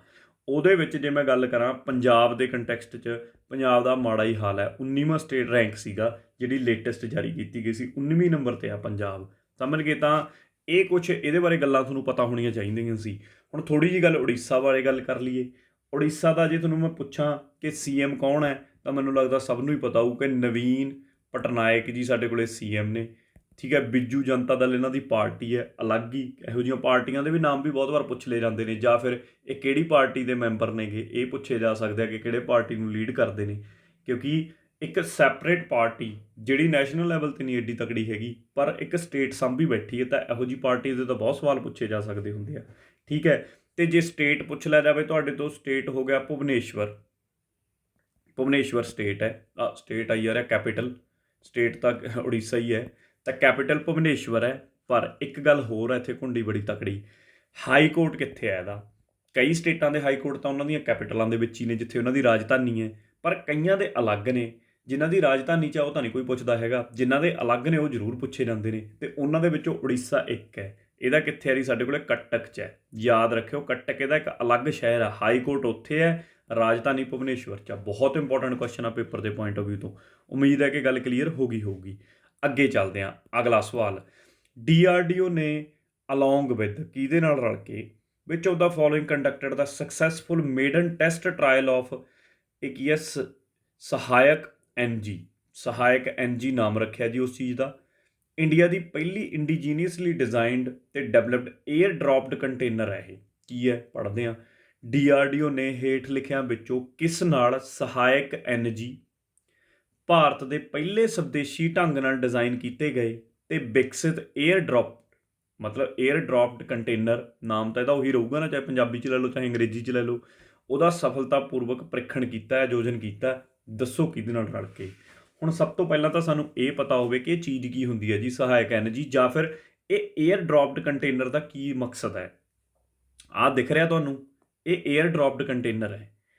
ਇਹ ਜਿਹੜਾ 에ਅਰ ਡ੍ਰੌਪਡ ਕੰਟੇਨਰ ਮੇਰੇ ਕੋਲ ਹੈਗਾ ਹੈ, ਇਹ ਬੇਸਿਕਲੀ ਕਰਦਾ ਕੀ ਹੈ, ਮਤਲਬ ਜਿਵੇਂ ਉੱਪਰੋਂ ਤੁਸੀਂ ਇਹ ਜੇ ਪਹਿਲੀ ਗੱਲ ਤਾਂ ਇਹ ਸਮਝਾਉਣਾ ਮੈਂ ਤੁਹਾਨੂੰ ਕਿਹਦੇ ਨਾਲ ਰਲ ਕੇ ਕੀਤਾ, ਇੰਡੀਅਨ ਨੇਵੀ ਨਾਲ ਕੀਤਾ। ਇਹ ਹੁਣ ਜਿਵੇਂ ਸਮੁੰਦਰ ਦੇ ਵਿੱਚ ਜਹਾਜ਼ ਤੁਰਿਆ ਜਾ ਰਿਹਾ, ਸ਼ਿਪ ਤੁਹਾਡਾ ਚੱਲਦਾ ਜਾ ਰਿਹਾ ਸਮੁੰਦਰ ਦੇ ਵਿੱਚ, ਵਿਚਾਲੇ ਹੈ ਕਿਤੇ, ਉਹਦੇ ਕੋਈ ਸਮਾਨ ਪਹੁੰਚਾਉਣਾ ਹੈ, ਕੋਈ ਚਾਹੇ ਅਸਲਾ ਹੀ ਪਹੁੰਚਾਉਣਾ, ਕੁਛ ਵੀ ਉਹਨੂੰ ਦੇਣਾ ਹੈ, ਤਾਂ ਉਹਦੇ ਲਈ ਉੱਪਰੋਂ ਤੁਹਾਡੇ ਕੋਲੇ ਹਵਾਈ ਜਹਾਜ਼ ਆਊਗਾ, ਮਤਲਬ ਕੋਈ ਪਲੇਨ ਆਊਗਾ, ਉੱਥੋਂ ਇਸ ਚੀਜ਼ ਨੂੰ ਸੁੱਟਿਆ ਜਾਊਗਾ, ਇਹਦੇ ਵਿੱਚ ਉਹ ਸਮਾਨ ਰੱਖਿਆ ਜਾਊ, ਤੇ ਇਸੇ ਨੂੰ ਕਹਿੰਦੇ ਨੇ ਆਪਾਂ 에ਅਰ ਡ੍ਰੌਪਡ ਕੰਟੇਨਰ। ਤੇ ਇਹ ਕੰਟੇਨਰ ਮਤਲਬ ਇੰਨੀ ਹਾਈਟ ਤੋਂ ਵੀ ਡਿੱਗੂਗਾ ਥੱਲੇ ਆ ਕੇ, ਕੋਈ ਟੁੱਟਦਾ ਨਹੀਂ, ਇਹੋ ਜਿਹੇ ਮਟੀਰੀਅਲ ਦਾ ਬਣਿਆ ਹੋਊਗਾ ਪ੍ਰੋਪਰਲੀ। ਤੇ ਇਹਦੀ ਤੁਸੀਂ ਮੰਨ ਕੇ ਚੱਲੋ ਕਿ ਇਹਦੀ ਕਪੈਸਿਟੀ ਅਰਾਊਂਡ 50 ਕਿਲੋ ਦੇ ਆ। 50 ਕਿਲੋ ਤੱਕ ਦੀ ਚੀਜ਼ ਚਾਹੇ ਬਰੂਦ ਹੀ ਕਿਉਂ ਨਾ ਹੋਵੇ, ਇਹਦੇ ਵਿੱਚ ਪਾ ਕੇ ਥੱਲੇ ਉਸ ਸ਼ਿਪ ਦੇ ਉੱਪਰ ਸਿੱਟਿਆ ਜਾ ਸਕਦਾ। ਸਮਝ ਗਏ? ਤਾਂ ਇਹ ਹੈ ਇਹਦਾ ਮਕਸਦ ਵੀ ਬਣਾਉਣ ਦੇ ਪਿੱਛੇ। ਤੇ ਹੈ ਕੌਣ, ਕਿਹਦੇ ਨਾਲ ਰਲ ਕੇ? DRDO ਨੇ ਬਣਾਇਆ ਤੇ ਇੰਡੀਅਨ ਨੇਵੀ ਦੇ ਨਾਲ ਰਲ ਕੇ ਬਣਾਇਆ। ਹੁਣ ਜੇ ਮੈਂ ਪੁੱਛਾਂ ਕਿ DRDO ਦਾ ਚੇਅਰਮੈਨ ਕੌਣ ਹੈਗਾ, ਕੋਈ DRDO ਵੀ ਕਿੰਨਾ ਨਿਊਜ਼ ਦੇ ਵਿੱਚ ਹੈ, ਤਾਂ ਚੇਅਰਮੈਨ ਤਾਂ ਅਕਸਰ ਹੀ ਪੁੱਛ ਲਏ ਜਾਂਦੇ ਨੇ। ਤਾਂ ਚੇਅਰਮੈਨ ਦਾ ਨਾਮ ਸਾਡੇ ਕੋਲ ਹੈਗਾ G. Satish ready. G. Satish ready ਸਾਡੇ ਕੋਲੇ ਚੇਅਰਮੈਨ ਨੇ। ਸਮਝ ਗਏ ਜੀ? ਉਮੀਦ ਹੈ ਕਲੀਅਰ ਹੋ ਗਿਆ ਹੋਊ। ਅਗਲਾ ਸਵਾਲ, ਸਵਾਲ ਨੰਬਰ 7ਵਾਂ। Which Indian union minister has been recently added to global alliance for vaccines and immunisation, GAVI. GAVI ਬੜੀ ਨਿਊਜ਼ ਦੇ ਵਿੱਚ ਸੀ ਪਿੱਛੇ ਜੇ, ਤਾਂ ਇਹਦੀ ਫੁੱਲ ਫਾਰਮ ਜ਼ਰੂਰ ਰੱਟ ਲਿਓ, global alliance for vaccines and immunisation. Board ਹੈ ਇਹ ਇੱਕ ਆਪਣੇ ਆਪ ਦੇ ਵਿੱਚ, ਇਹ ਕੋਈ ਸਰਕਾਰੀ ਸੰਸਥਾ ਨਹੀਂ ਹੈਗੀ, ਪ੍ਰਾਈਵੇਟ ਇੱਕ NGO ਜੀ ਹੈ। ਠੀਕ ਹੈ, ਹੁਣ ਸਵਾਲ ਤੇ ਪਹਿਲਾਂ ਕੰਮ ਕਰਦੇ ਹਾਂ, ਫਿਰ ਇਹਦੇ ਬਾਰੇ ਵੀ ਦੱਸਦਾ। ਕਿਹੜੇ ਭਾਰਤ ਦੇ ਕੇਂਦਰੀ ਮੰਤਰੀ ਨੂੰ ਹਾਲ ਹੀ ਵਿੱਚ ਟੀਮਾਂ ਲਈ, ਠੀਕ ਹੈ, ਗਲੋਬਲ ਅਲਾਇੰਸ ਵਿੱਚ ਸ਼ਾਮਿਲ ਕੀਤਾ ਗਿਆ ਹੈ? ਗਲੋਬਲ ਅਲਾਇੰਸ ਦੇ ਵਿੱਚ ਜਿਹੜਾ ਗੈਵੀ ਹੈਗਾ, ਇਹਦੇ ਲਈ ਸ਼ਾਮਿਲ ਕੀਤਾ ਗਿਆ। ਇਹਦੇ 'ਤੇ ਤੁੱਕਾ ਵੀ ਮਾਰਨਾ ਹੋਵੇ, ਸਾਰਿਆਂ ਦਾ ਤੁੱਕਾ ਠੀਕ ਹੀ ਚੱਲੂਗਾ। ਇਹਨਾਂ ਸਾਰਿਆਂ ਦੇ ਵਿੱਚੋਂ ਤੁਸੀਂ ਮੈਨੂੰ ਐਂ ਦੱਸੋ ਕਿ ਸਾਡੇ ਹੈਲਥ ਮਿਨਿਸਟਰ ਕੌਣ ਨੇ, ਜਿਹੜੇ ਸਾਡੇ ਹੈਲਥ ਨਾਲ ਡੀਲ ਕਰਦੇ ਨੇ? ਉਹਨਾਂ ਦਾ ਨਾਮ ਹੈਗਾ ਹਰਸ਼ਵਰਧਨ। ਤਾਂ ਇਹਨਾਂ ਨੂੰ ਹੀ ਹੈਲਥ ਦੇ ਨਾਲ ਰਿਲੇਟਡ ਚੀਜ਼ ਹੈ ਸਾਡੀ ਨਾਲ, ਤਾਂ ਹੈਲਥ ਦੇ ਨਾਲ ਰਿਲੇਟਡ ਚੀਜ਼ ਹੈਲਥ ਮਿਨਿਸਟਰ ਨੂੰ ਐਡ ਕੀਤਾ ਗਿਆ ਹੋਊਗਾ। ਬਹੁਤ ਰੇਅਰ ਚਾਂਸ ਹੈ ਕਿ ਕਿਸੇ ਹੋਰ ਬੰਦੇ ਨੂੰ ਐਡ ਕਰ ਲੈਣਗੇ ਇਸ ਚੀਜ਼ 'ਚ। ਤਾਂ ਕਰੈਕਟ ਆਨਸਰ ਤਾਂ ਹੋ ਗਿਆ ਇਹਦਾ C, ਗੈਵੀ ਬਾਰੇ। ਠੀਕ ਹੈ, ਗੈਵੀ ਬਾਰੇ ਇੱਕ ਗੱਲ ਯਾਦ ਰੱਖਿਓ ਕਿ ਇਹਦਾ ਹੈੱਡਕੁਆਟਰ ਕਿੱਥੇ ਆ। ਇਹਦਾ ਗੈਵੀ ਦਾ ਜਿਹੜਾ ਹੈੱਡਕੁਆਟਰ ਹੈ ਉਹ ਜਨੇਵਾ 'ਚ ਹੈ। ਠੀਕ ਹੈ, ਜਨੇਵਾ ਕਿੱਥੇ ਆ? ਸਵਿਟਜ਼ਰਲੈਂਡ 'ਚ। ਤਾਂ ਸਵਿਟਜ਼ਰਲੈਂਡ ਜਨੇਵਾ ਦੇ ਵਿੱਚ ਇਹਦਾ ਹੈੱਡਕੁਆਟਰ ਹੈ, ਇਸ ਗੱਲ ਨੂੰ ਯਾਦ ਰੱਖਿਆ ਜਾਵੇ। ਬਾਕੀ ਮੈਂ ਤੁਹਾਨੂੰ ਦੱਸ ਹੀ ਦਿੱਤਾ ਕਿ ਗੈਵੀ ਵੈਕਸੀਨ ਅਲਾਇੰਸ ਜਿਹੜਾ ਹੈਗਾ, ਇਹਦਾ ਕੀ ਮੋਟਿਵ ਹੈ ਕਿ ਦੁਨੀਆ ਦੇ ਵਿੱਚ ਜਿੰਨੇ ਵੀ ਇਨਫੈਕਸ਼ੀਅਸ ਡਿਜ਼ੀਜ਼ ਨੇ, ਜਿਹੜੇ ਇੱਕ ਦੂਜੇ ਤੋਂ ਜਿਵੇਂ ਕਰੋਨਾ ਵਰਗੇ ਫੈਲਦੇ ਨੇ, ਇਹਨਾਂ ਦੀ ਜਿਹੜੇ ਗਰੀਬ ਬੱਚੇ ਨੇ, ਲੋੜੀਂਦਾ ਬੱਚੇ ਨੇ, ਉਹਨਾਂ ਤੱਕ ਸਮਹਾਓ ਮਤਲਬ ਫ੍ਰੀ ਦੇ ਵਿੱਚ ਵੈਕਸੀਨੇਸ਼ਨ ਪਹੁੰਚਾਈ ਜਾ ਸਕੇ, ਤਾਂ ਕਿ ਉਹਨਾਂ ਨੂੰ ਇਹੋ ਜਿਹੀ ਬਿਮਾਰੀਆਂ ਤੋਂ ਬਚਾਇਆ ਜਾ ਸਕੇ। ਇਹ ਇਹਦਾ ਮੋਟਿਵ ਹੈ। ਉਮੀਦ ਆ ਕਲੀਅਰ ਹੋ ਗਿਆ ਹੋਊ। 8ਵਾਂ ਸਵਾਲ, recently who has been awarded DRDO's scientist of year award? DRDO the scientist of year award ਦਿੱਤਾ ਗਿਆ, ਕਿਹਨੂੰ ਦਿੱਤਾ ਗਿਆ? ਨਾਮ ਹੈਗਾ ਜੀ, ਸਿੱਧਾ ਫੈਕਟ ਹੀ ਹੈ, ਹੇਮੰਤ ਕੁਮਾਰ ਪਾਂਡੇ। ਹੇਮੰਤ ਕੁਮਾਰ ਪਾਂਡੇ ਜੀ ਨੂੰ ਦਿੱਤਾ ਗਿਆ। ਹੇਮੰਤ ਕੁਮਾਰ ਪਾਂਡੇ ਜੀ ਨੇ ਇੱਕ ਬੜੀ ਤਕੜੀ ਖੋਜ ਕੀਤੀ ਸੀ, ਜਿਹਦੇ ਕਰਕੇ ਇਹਨਾਂ ਦਾ ਨਾਮ ਇੰਨਾ ਚਰਚਾ ਦੇ ਵਿੱਚ ਰਿਹਾ। ਉਹ ਇੱਕ ਇਹਨਾਂ ਨੇ ਦਵਾਈ ਬਣਾਈ ਹੋਈ ਹੈ, ਵੈਕਸੀਨ। ਠੀਕ ਹੈ, ਵੈਕਸੀਨ ਨਹੀਂ ਤੁਸੀਂ ਕਹੋਗੇ, ਹਰਬਲ ਮੈਡੀਸਨ ਹੈ, ਜਿਵੇਂ ਹਰਬਲ ਹਰੀਆਂ ਬੂਟੇ ਤੋਂ ਬਣਦੀ ਹੁੰਦੀ ਹੈ, ਹਰਬਲ ਮੈਡੀਸਨ ਹੈ। ਉਹ ਮੈਡੀਸਨ ਦਾ ਨਾਮ ਵੀ ਯਾਦ ਰੱਖਿਓ, ਬੜਾ ਇੰਪੋਰਟੈਂਟ ਆ। ਪਹਿਲਾਂ ਬਹੁਤ ਨਿਊਜ਼ 'ਚ ਰਿਹਾ, ਹੁਣ ਤਾਂ ਖੈਰ ਮਿਲਿਆ ਉਹਦੇ ਕਰਕੇ ਆ, ਤਾਂ ਕਰਕੇ ਦੁਬਾਰਾ ਨਿਊਜ਼ 'ਚ ਆ ਗਿਆ, ਆਪਾਂ ਨੂੰ ਪਤਾ ਹੋਵੇ। ਉਹਦਾ ਨਾਮ ਹੈਗਾ ਲੀਕੋਸਕਿਨ। ਲੀਕੋਸਕਿਨ ਤਾਂ ਇਸ ਦਵਾਈ ਦਾ ਨਾਮ ਹੈ, ਹਰਬਲ ਮੈਡੀਸਨ ਦਾ ਨਾਮ ਹੈ। ਕਿਹੜੇ ਡਿਜ਼ੀਜ਼ ਦਾ ਹੱਲ ਇਹ ਕਰਕੇ ਦਿੰਦੀ ਹੈ? ਇਹ ਹੱਲ ਕਰਕੇ ਦਿੰਦੀ ਹੈ ਲਿਕੋਡਰਮਾ ਦਾ। ਲਿਕੋਡਰਮਾ। ਹੁਣ ਤੁਸੀਂ ਪੁੱਛੋਗੇ ਕਿ ਲਿਕੋਡਰਮਾ ਕਿਹੜਾ ਹੁੰਦਾ? ਉਹ ਤੁਸੀਂ ਦੇਖੀ ਹੋਊਗੀ ਕਿ ਫਲਵੈਰੀ ਜੀ ਹੱਥਾਂ 'ਤੇ ਹੋ ਜਾਂਦੀ ਹੈ, ਪਿਗਮੈਂਟੇਸ਼ਨ ਲੂਜ਼ ਹੋਣ ਲੱਗ ਜਾਂਦੀ ਹੈ, ਸਕਿਨ ਦੀ ਪਿਗਮੈਂਟੇਸ਼ਨ ਸਾਡੀ ਜੇ ਖਤਮ ਹੋ ਜੇ, ਜਿਵੇਂ ਉੱਤੇ ਜਿਹੜੀ ਲੇਅਰ ਜੀ ਹੈ ਸਾਡੀ ਸਕਿਨ ਦੇ ਉੱਪਰ, ਅਗਰ ਉਹ ਖਤਮ ਹੋ ਜਾਂਦੀ ਹੈ ਤਾਂ ਜਿਹਨੂੰ ਅਸੀਂ ਮੈਲਾਨਿਨ ਵੀ ਬੋਲ ਦਿੰਦੇ ਹਾਂ, ਠੀਕ ਹੈ, ਜਾਂ ਤੁਸੀਂ ਕਹਿ ਸਕਦੇ ਹੋ ਤੁਹਾਡੀ ਚਮੜੀ ਦੀ ਤਹਿ, ਜਿਹੜੀ ਚਮੜੀ ਦੇ ਉੱਪਰ ਸਾਡੇ ਲੇਅਰ ਬਣੀ ਹੋਈ ਹੈ, ਤਹਿ ਹੈ, ਉਹ ਚਿੱਟੀ ਹੋਣ ਲੱਗ ਜਾਂਦੀ, ਉਹ 'ਤੇ ਪੈਚ ਜੇ ਪੈ ਜਾਂਦੇ ਨੇ, ਐਵੇਂ ਬਣਨੇ ਸ਼ੁਰੂ ਹੋ ਜਾਂਦੇ ਨੇ। ਤਾਂ ਫੁਲਵੈਰੀ ਤੋਂ ਮੈਨੂੰ ਲੱਗਦਾ ਜ਼ਿਆਦਾ ਸਮਝ ਪਾਉਂਗੇ। ਉਹਦਾ ਇਲਾਜ ਲੱਭਿਆ ਸੀ ਇਸ ਬੰਦੇ ਨੇ ਕਿ ਆਹ ਦਵਾਈ ਉਹਦਾ ਇਲਾਜ ਹੋ ਸਕਦੀ ਹੈ। ਇਹਦੇ ਕਰਕੇ ਇਹਨੂੰ ਫਿਰ ਕੀ ਮਿਲੇਗਾ ਸਾਡੇ ਕੋਲੇ? Scientist of year award. Important ਹੈ, ਯਾਦ ਰੱਖਿਓ ਨਾਮ। ਅੱਗੇ, who approved extension of 1 year to ISRO chairman K Sivan. ਹੁਣ ਪਹਿਲਾ ਸਵਾਲ ਤਾਂ ਇੱਥੋਂ ਹੀ ਨਿਕਲ ਗਿਆ ਕਿ ਇਸਰੋ ਦਾ ਚੇਅਰਮੈਨ ਕੌਣ ਹੈ? ਇਸਰੋ ਨੂੰ ਪੂਰਾ ਹੀ ਪਾ ਲਿਓ ਬਈ। ਇਸਰੋ ਦਾ ਚੇਅਰਮੈਨ ਕੌਣ ਹੈ? ਕੇ ਸਿਵਾਨ, ਸਾਰਿਆਂ ਨੂੰ ਪਤਾ ਹੋਊਗਾ। ਉਹਦੀ 14 ਜਨਵਰੀ 2021 ਨੂੰ ਰਿਟਾਇਰਮੈਂਟ ਸੀ, ਪਰ 1 ਸਾਲ ਦੀ ਐਕਸਟੈਂਸ਼ਨ ਦਿੱਤੀ ਉਹਦੇ ਚੰਗੇ ਕੰਮ ਨੂੰ ਦੇਖਦੇ ਹੋਏ। ਕਿਹਨੇ ਦਿੱਤੀ ਹੈ? ਹੁਣ ਪਹਿਲੀ ਗੱਲ ਤੁਹਾਨੂੰ ਪਤਾ ਹੋਣਾ ਚਾਹੀਦਾ ਕਿ ਇਹੋ ਜਿਹੇ ਕੰਮ ਕਿਹਦੇ ਕੋਲੇ ਨੇ, ਠੀਕ ਹੈ।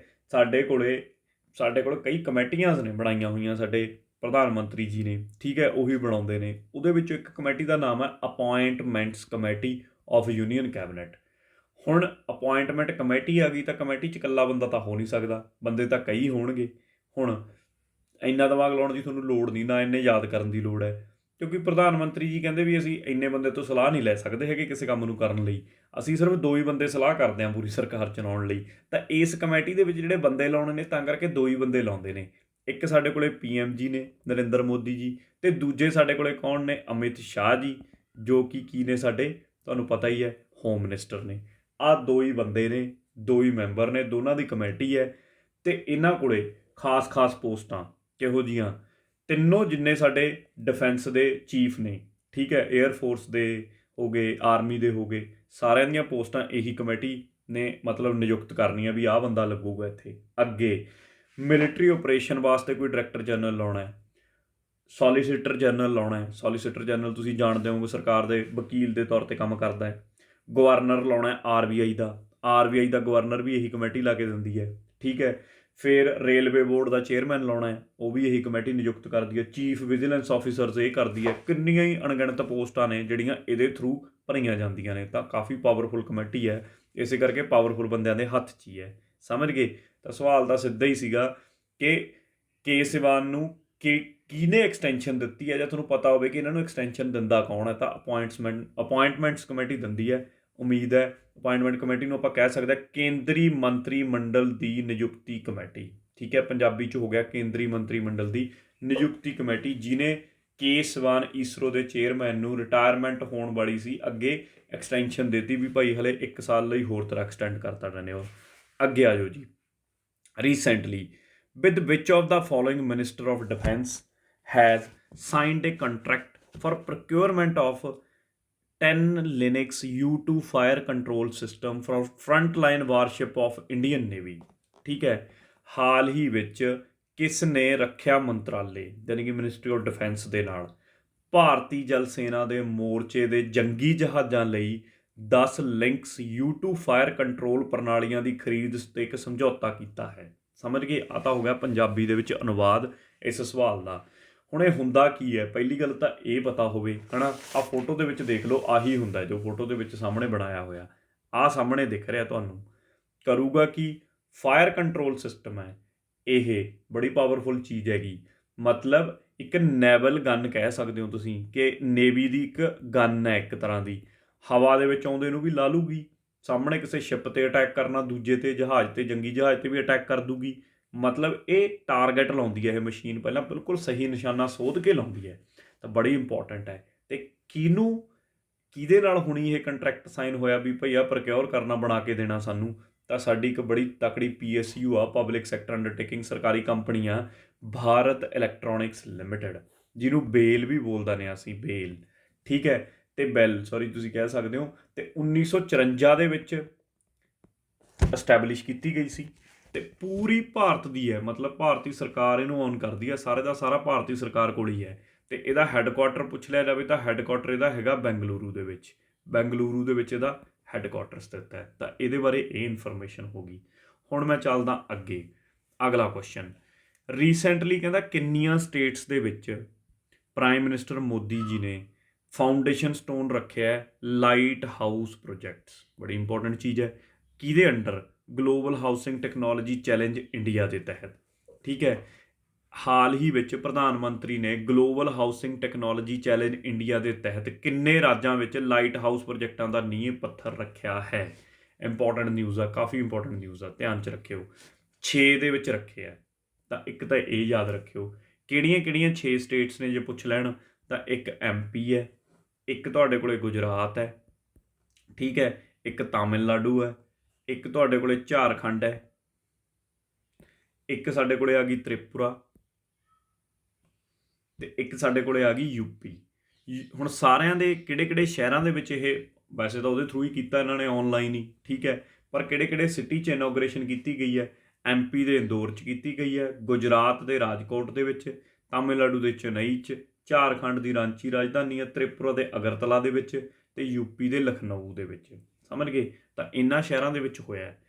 ਹੁਣ ਇਹ ਤਾਂ ਹੋ ਗਈ ਗੱਲ ਕਰੰਟ ਅਫੇਅਰ ਸਵਾਲ ਦਾ ਆਨਸਰ ਕਿ ਕਿੰਨੀਆਂ ਸਟੇਟਾਂ 'ਚ, ਤਾਂ ਆਹ 6 ਸਟੇਟਾਂ ਨੇ ਜਿਹੜੀਆਂ ਤੁਹਾਨੂੰ ਧਿਆਨ 'ਚ ਰਹਿਣ। ਹੁਣ ਅਗਲੀ ਗੱਲ, ਸਾਡੇ ਪ੍ਰਧਾਨ ਮੰਤਰੀ ਜੀ ਦਾ ਇੱਕ ਵਿਜ਼ਨ ਹੈ। ਵਿਜ਼ਨ ਮਤਲਬ ਉਹਨਾਂ ਦੀ ਸੋਚ ਹੈ। ਉਹ ਕਹਿੰਦੇ ਕਿ ਮੈਂ ਇੱਕ ਕੈਂਪੇਨ ਚਲਾਇਆ ਹੋਇਆ ਉਹਨਾਂ ਨੇ, ਹਾਊਸਿੰਗ ਫॉर ਆਲ ਬਾਏ 2022, ਵੀ 2022 ਤੱਕ ਮੈਂ ਸਭ ਲੋਕਾਂ ਨੂੰ ਘਰ ਦੇਣੇ ਨੇ, ਕੋਈ ਘਰ ਤੋਂ ਵਾਂਝਾ ਨਹੀਂ ਹੋਊਗਾ। ਠੀਕ ਹੈ, ਉਹਦੇ ਤਹਿਤ ਹੀ ਆਹ ਪ੍ਰੋਜੈਕਟ ਚੱਲ ਰਿਹਾ ਹੈ। ਇਹਦੇ ਵਿੱਚ ਇਹਨਾਂ ਨੇ ਲਾਈਟ ਹਾਊਸ ਪ੍ਰੋਜੈਕਟ ਕੀ ਹੁੰਦੇ ਨੇ? ਹੁਣ ਵੱਡੀ ਗੱਲ ਇੱਥੇ ਇਹ ਆ ਗਈ ਯਾਰ, ਲਾਈਟ ਹਾਊਸ ਪ੍ਰੋਜੈਕਟ ਕੁਛ ਨਹੀਂ, ਮਤਲਬ ਉਹਨਾਂ ਘਰਾਂ ਨੂੰ ਇਹੋ ਜਿਹੀ ਟੈਕਨੋਲੋਜੀ ਨਾਲ ਬਣਾਇਆ ਜਾਊਗਾ ਕਿ ਉੱਥੇ ਜਿਵੇਂ ਪੁਰਾਣੇ ਆਰਕੀਟੈਕਚਰ ਨਹੀਂ ਹੁੰਦੇ ਸੀ, ਬੜੇ ਚੰਗੇ ਆਰਕੀਟੈਕਟ ਬਣਾਉਂਦੇ ਸੀਗੇ, ਕਿ ਉੱਥੇ ਹਰ ਚੀਜ਼ ਇਕੋ ਫਰੈਂਡਲੀ ਹੋਣ, ਉਹ ਐਨਵਾਇਰਨਮੈਂਟ ਫਰੈਂਡਲੀ ਹਾਊਸ ਹੋਣ। ਠੀਕ ਹੈ, ਤੇ ਕੰਸਟਰਕਸ਼ਨ 'ਚ ਪੈਸਾ ਘੱਟ ਖਰਚਿਆ ਜਾਵੇ ਤੇ ਸਪੀਡੀਅਰ ਕੰਸਟਰਕਸ਼ਨ ਹੋ ਸਕੇ, ਮਤਲਬ ਕਿ AC ਲਾਉਣ ਦੀ ਲੋੜ ਨਾ ਪਵੇ, ਇਹੋ ਜਿਹੇ ਹਿਸਾਬ ਨਾਲ ਡਿਜ਼ਾਈਨ ਹੋਵੇ ਵੀ ਹਵਾ ਸਾਰੇ ਘਰ ਵਿੱਚ ਦੀ ਫਿਰ ਕੇ ਜਾਂਦੀ ਹੋਵੇ, AC ਲਾਉਣ ਦੀ ਲੋੜ ਹੀ ਨਾ ਪਵੇ। ਇਹ ਨਹੀਂ ਹੈਗਾ ਸਾਰੇ ਕਿਤੇ ਸ਼ੀਸ਼ੇ ਹੀ ਲਾ ਦਈਏ ਕਿ ਅੰਦਰੋਂ ਗਰਮੀ ਨਾਲ ਟਰੈਪ ਹੋ ਜੇ, ਹੀਟ ਟਰੈਪ ਹੋ ਜੇ, ਹੈ ਨਾ, ਅੰਦਰ ਬੰਦ ਹੋ ਜੇ, ਬੁਰਾ ਹਾਲ ਹੋ ਜੇ ਬੰਦੇ ਦਾ। ਮਤਲਬ ਇਹੋ ਜਿਹੀ ਟੈਕਨੋਲੋਜੀ ਨਾਲ ਲਾਈਟ ਹਾਊਸ ਪ੍ਰੋਜੈਕਟ ਬਣਾਏ ਜਾਣਗੇ। ਉਮੀਦ ਹੈ ਕਿ ਤੁਹਾਨੂੰ ਕਲੀਅਰ ਹੋ ਗਿਆ ਹੋਊਗਾ। ਇੰਪੋਰਟੈਂਟ ਕਰੰਟ ਅਫੇਅਰ ਆ, ਧਿਆਨ 'ਚ ਰੱਖਿਓ। ਅੱਗੇ ਅਗਲਾ ਸਵਾਲ, who among the following became the India 67th chess grand master. 67ਵਾਂ ਚੈਸ ਗ੍ਰੈਂਡ ਮਾਸਟਰ ਕੌਣ ਬਣਿਆ ਇੰਡੀਆ ਦਾ? ਤਾਂ ਨਾਮ ਯਾਦ ਰੱਖਿਓ ਇਸ ਮੁੰਡੇ ਦਾ। ਠੀਕ ਹੈ, ਉਹਦਾ ਨਾਮ ਹੈਗਾ ਲਿਓਨ ਮੈਂਡੋਨਕਾ। ਲਿਓਨ ਮੈਂਡੋਨਕਾ ਨਾਮ ਦਾ ਮੁੰਡਾ। ਠੀਕ ਹੈ, ਇਹਨੂੰ 67ਵਾਂ ਚੈਸ ਗ੍ਰੈਂਡ ਮਾਸਟਰ ਇਹਨੇ ਜਿੱਤਿਆ। ਫੈਕਚੁਅਲ ਸਵਾਲ ਆ ਤਾਂ ਇਹਦੇ 'ਚ ਤਾਂ ਕੋਈ ਬੜੀ ਇਨਫੋਰਮੇਸ਼ਨ ਹੈ ਨਹੀਂ, ਤਾਂ ਫੈਕਟ ਦੇ ਤੌਰ 'ਤੇ ਯਾਦ ਰੱਖਿਆ ਜਾ ਸਕਦਾ। Web based digital ocean app ਬਣਾਈ ਗਈ ਆ recently, by which of the following. Web based digital ocean app ਹਾਲ ਹੀ ਵਿੱਚ ਇਹਨਾਂ ਵਿੱਚੋਂ ਕਿਹਨੇ ਲਾਂਚ ਕੀਤਾ ਹੈ ਇਹ ਦੱਸਣਾ ਹੈ। ਠੀਕ ਹੈ, ਇਹਨੂੰ ਲਾਂਚ ਕਰਨ ਵਾਲਾ ਹੈਗਾ INCOIS। ਹੁਣ ਇਹ ਕੀ ਹੁੰਦਾ? ਇਹਦੀ ਫੁੱਲ ਫਾਰਮ ਵੀ ਬੜੀ ਇੰਪੋਰਟੈਂਟ ਆ ਪੇਪਰਾਂ ਦੇ ਪੁਆਇੰਟ ਆਫ ਵਿਊ ਤੋਂ। Indian National Centre for Ocean Information. ਤਾਂ ਦੇਖੋ ਇੱਕ ਵਾਰ, Indian National Centre for Ocean Information ਹੈ ਕਿੱਥੇ ਆ? ਇਹ ਹੈਗਾ ਹੈਦਰਾਬਾਦ 'ਚ। ਯਾਦ ਰੱਖਿਓ, ਹੈੱਡਕੁਆਟਰ ਕਹਿ ਲਓ ਜਾਂ ਕਿੱਥੇ ਸਥਿਤ ਹੈ, ਹੈਦਰਾਬਾਦ ਦੇ ਵਿੱਚ ਹੈ। 2007 ਦੇ ਅਰਾਊਂਡ ਇੰਡੀਆ ਨੇ ਬਣਾਇਆ ਸੀਗਾ। ਇਹ ਹੈ ਕੀ ਚੀਜ਼ ਹੈ? ਇਹ ਇੱਕ ਆਟੋਨਮਸ ਬਾਡੀ ਹੈ, ਮਤਲਬ ਕਾਫੀ ਆਜ਼ਾਦੀਆਂ ਨੇ ਇਹਦੇ ਕੋਲੇ ਆਪਦੇ ਕੰਮ ਕਰਨ ਲਈ। ਕਿਹਦੇ ਅੰਡਰ ਆਉਂਦੀ ਹੈ? ਇਹ ਆਉਂਦੀ ਹੈ ਸਾਡੀ ਮਿਨਿਸਟਰੀ ਆਫ ਅਰਥ ਸਾਇੰਸਿਸ ਦੇ ਅੰਡਰ। ਜਿਹੜੀ ਸਾਡੇ ਕੋਲੇ ਅਰਥ ਸਾਇੰਸਿਸ ਵਾਲੀ ਸਾਡੀ ਮਿਨਿਸਟਰੀ ਹੈ, ਜ਼ਮੀਨ ਦੀ ਖੋਜ ਨੂੰ ਲੈ ਕੇ ਵੀ ਥੱਲੇ ਖੋਦਣਾ ਹੈ, ਕੁਛ ਕਰਨਾ, ਆਹ ਸਾਰੀਆਂ ਚੀਜ਼ਾਂ ਦਾ ਰੋਲ ਇਹਦੇ ਕੋਲ ਹੀ ਰਹਿੰਦਾ ਹੈ। ਠੀਕ ਹੈ, ਤਾਂ ਇਹ ਸੰਸਥਾ ਆਪਣੇ ਆਪ ਦੇ ਵਿੱਚ ਕਾਫੀ ਇੰਪੋਰਟੈਂਟ ਹੈ। ਤਾਂ ਨਾਮ ਯਾਦ ਰੱਖੋ, 2007 'ਚ ਐਸਟੈਬਲਿਸ਼ ਕੀਤੀ ਗਈ ਸੀ, ਬਣਾਈ ਗਈ ਸੀ ਇਹ ਸੰਸਥਾ। ਇਹਨੇ ਇੱਕ ਡਿਜੀਟਲ ਓਸ਼ੀਅਨ ਐਪ ਹੈ ਜਿਹੜੀ ਉਹ ਲਾਂਚ ਕੀਤੀ ਹੈ। ਠੀਕ ਹੈ, ਉਹਨੂੰ ਐਕਸਪਲੋਰ ਕਰਨ ਵਾਸਤੇ, ਉਹਦੇ ਬਾਰੇ ਹੀ ਇਨਫੋਰਮੇਸ਼ਨ ਦੇਣ ਵਾਸਤੇ। ਲਓ ਜੀ, ਅੱਗੇ ਚੱਲਦੇ ਹਾਂ ਅਗਲੇ ਸਵਾਲ 'ਤੇ। ਰੀਸੈਂਟਲੀ ਹੁਣੇ ਹਾਲ ਦੇ ਵਿੱਚ ਇੰਡੀਅਨ ਆਰਮੀ, ਭਾਰਤੀ ਫੌਜ ਨੇ ਸਾਈਨ ਕੀਤਾ ਇੱਕ ਕੰਟਰੈਕਟ। ਠੀਕ ਹੈ, ਇਕਰਾਰਨਾਮਾ ਕੀਤਾ ਇੱਕ। ਕਿਹਦੇ ਨਾਲ ਕੀਤਾ ਹੈ? 12 ਫਾਸਟ ਪੈਟਰੋਲ, 12 ਤੇਜ਼ ਪੈਟਰੋਲ ਕਿਸ਼ਤੀਆਂ ਬਣਾਉਣ ਦਾ। ਠੀਕ ਹੈ, ਹੁਣ ਇਹ ਦੱਸੋ ਐਕਚੁਅਲ ਦੇ ਵਿੱਚ ਕੀ ਹੋਇਆ ਤੁਹਾਨੂੰ ਪਤਾ ਹੀ ਹੈ ਕਿ ਆ ਪਿੱਛੇ ਚਾਈਨਾ ਨਾਲ ਆਪਣਾ ਕਿੰਨਾ ਰੌਲਾ ਚੱਲਿਆ। ਠੀਕ ਹੈ, ਚਾਈਨਾ ਵਾਲਾ ਰੌਲਾ ਤੁਹਾਨੂੰ ਸਾਰਿਆਂ ਨੂੰ ਯਾਦ ਹੀ ਹੋਊਗਾ। ਕਿਹੜੀ ਲੇਕ ਸੀ? ਯਾਦ ਰੱਖਿਓ, ਪੈਂਗੋਂਗ ਸੋ ਲੇਕ। ਆਹੀ ਲੇਕ ਤੇ ਰੌਲਾ ਪਿਆ ਸੀ ਕਿੰਨਾ ਇਹਨਾਂ ਦੇ। ਕਿੱਥੇ ਹੈ ਇਹ? JNK 'ਚ ਹੈ ਉੱਪਰ। ਇਹਦੇ ਤੇ ਤਾਂ ਅੱਧੀ ਚਾਹ ਪਹੁੰਚੇ ਸੀ, ਉਹ ਕਬਜ਼ਾ ਕਰਕੇ ਬਹਿ ਗਏ ਸੀਗੇ। ਠੀਕ ਹੈ, ਇਹ ਰੌਲੇ ਤੋਂ ਬਾਅਦ ਉਦੋਂ ਹੀ ਇੰਡੀਆ ਨੇ ਆਰਡਰ ਕਰਤਾ ਵੀ ਭਾਈ ਉੱਥੇ ਗਸ਼ਤ ਵਾਸਤੇ, ਤਾਂ ਕਿ ਕਿਸ਼ਤੀਆਂ ਗੇੜਾ ਲਾਉਂਦੇ ਰਹਿਣ, ਦੁਬਾਰਾ ਨਾ ਕਿਤੇ ਚੀਨ ਵਾਲੇ ਇਹੋ ਜਿਹੀ ਕਾਰਵਾਈ ਪਾ ਜਾਣ ਵੀ ਕਿਸ਼ਤੀਆਂ ਬਣਵਾਓ। ਅਤੇ ਇਹਦੇ ਲਈ ਠੇਕਾ ਦਿੱਤਾ ਜਾਂ ਇਕਰਾਰਨਾਮਾ ਕੀਤਾ। ਕਿਹਦੇ ਨਾਲ ਕੀਤਾ? ਹੁਣ ਸਵਾਲ ਇਹ ਹੈ, ਤਾਂ ਕੀਤਾ ਗਿਆ ਗੋਆ ਸ਼ਿਪਯਾਰਡ ਲਿਮਟਿਡ ਦੇ ਨਾਲ। ਗੋਆ ਸ਼ਿਪਯਾਰਡ, ਇਹ ਸਾਰੀਆਂ ਹੀ ਕੰਪਨੀਆਂ ਨੇ ਜਿਹੜੀਆਂ ਇਹਨਾਂ ਦੇ ਲਈ, ਜ਼ਿਆਦਾ ਤੁਸੀਂ ਕਹਿ ਲਓ ਕੋਸਟ ਗਾਰਡ ਦੇ ਲਈ, ਜਾਂ ਫਿਰ ਜਾਣੀ ਕਿ ਤੱਟਵਰਤੀ ਰਕਸ਼ਾ ਜਿਹੜਾ ਸਾਡੀ ਕਰਦੀ ਆ ਇੱਕ ਡਿਫੈਂਸ ਦੀ ਉਹ, ਜਾਂ ਫਿਰ ਦੂਸਰਾ ਤੁਸੀਂ ਕਹਿ ਸਕਦੇ ਹੋ ਨੇਵੀ ਦੇ ਲਈ। ਇਹ ਸਾਰੀਆਂ ਉਹਨਾਂ ਦੇ ਵਾਸਤੇ ਬਣਾਉਂਦੀਆਂ ਨੇ। ਕੋਈ ਜਹਾਜ਼ ਬਣਾਉਂਦਾ ਲੜਾਕੂ, ਕੋਈ ਕੁਛ ਬਣਾਉਂਦਾ। ਠੀਕ ਹੈ, ਤਾਂ ਇਹਨਾਂ ਦੇ ਨਾਮ ਯਾਦ ਰਹਿਣੇ ਚਾਹੀਦੇ ਨੇ।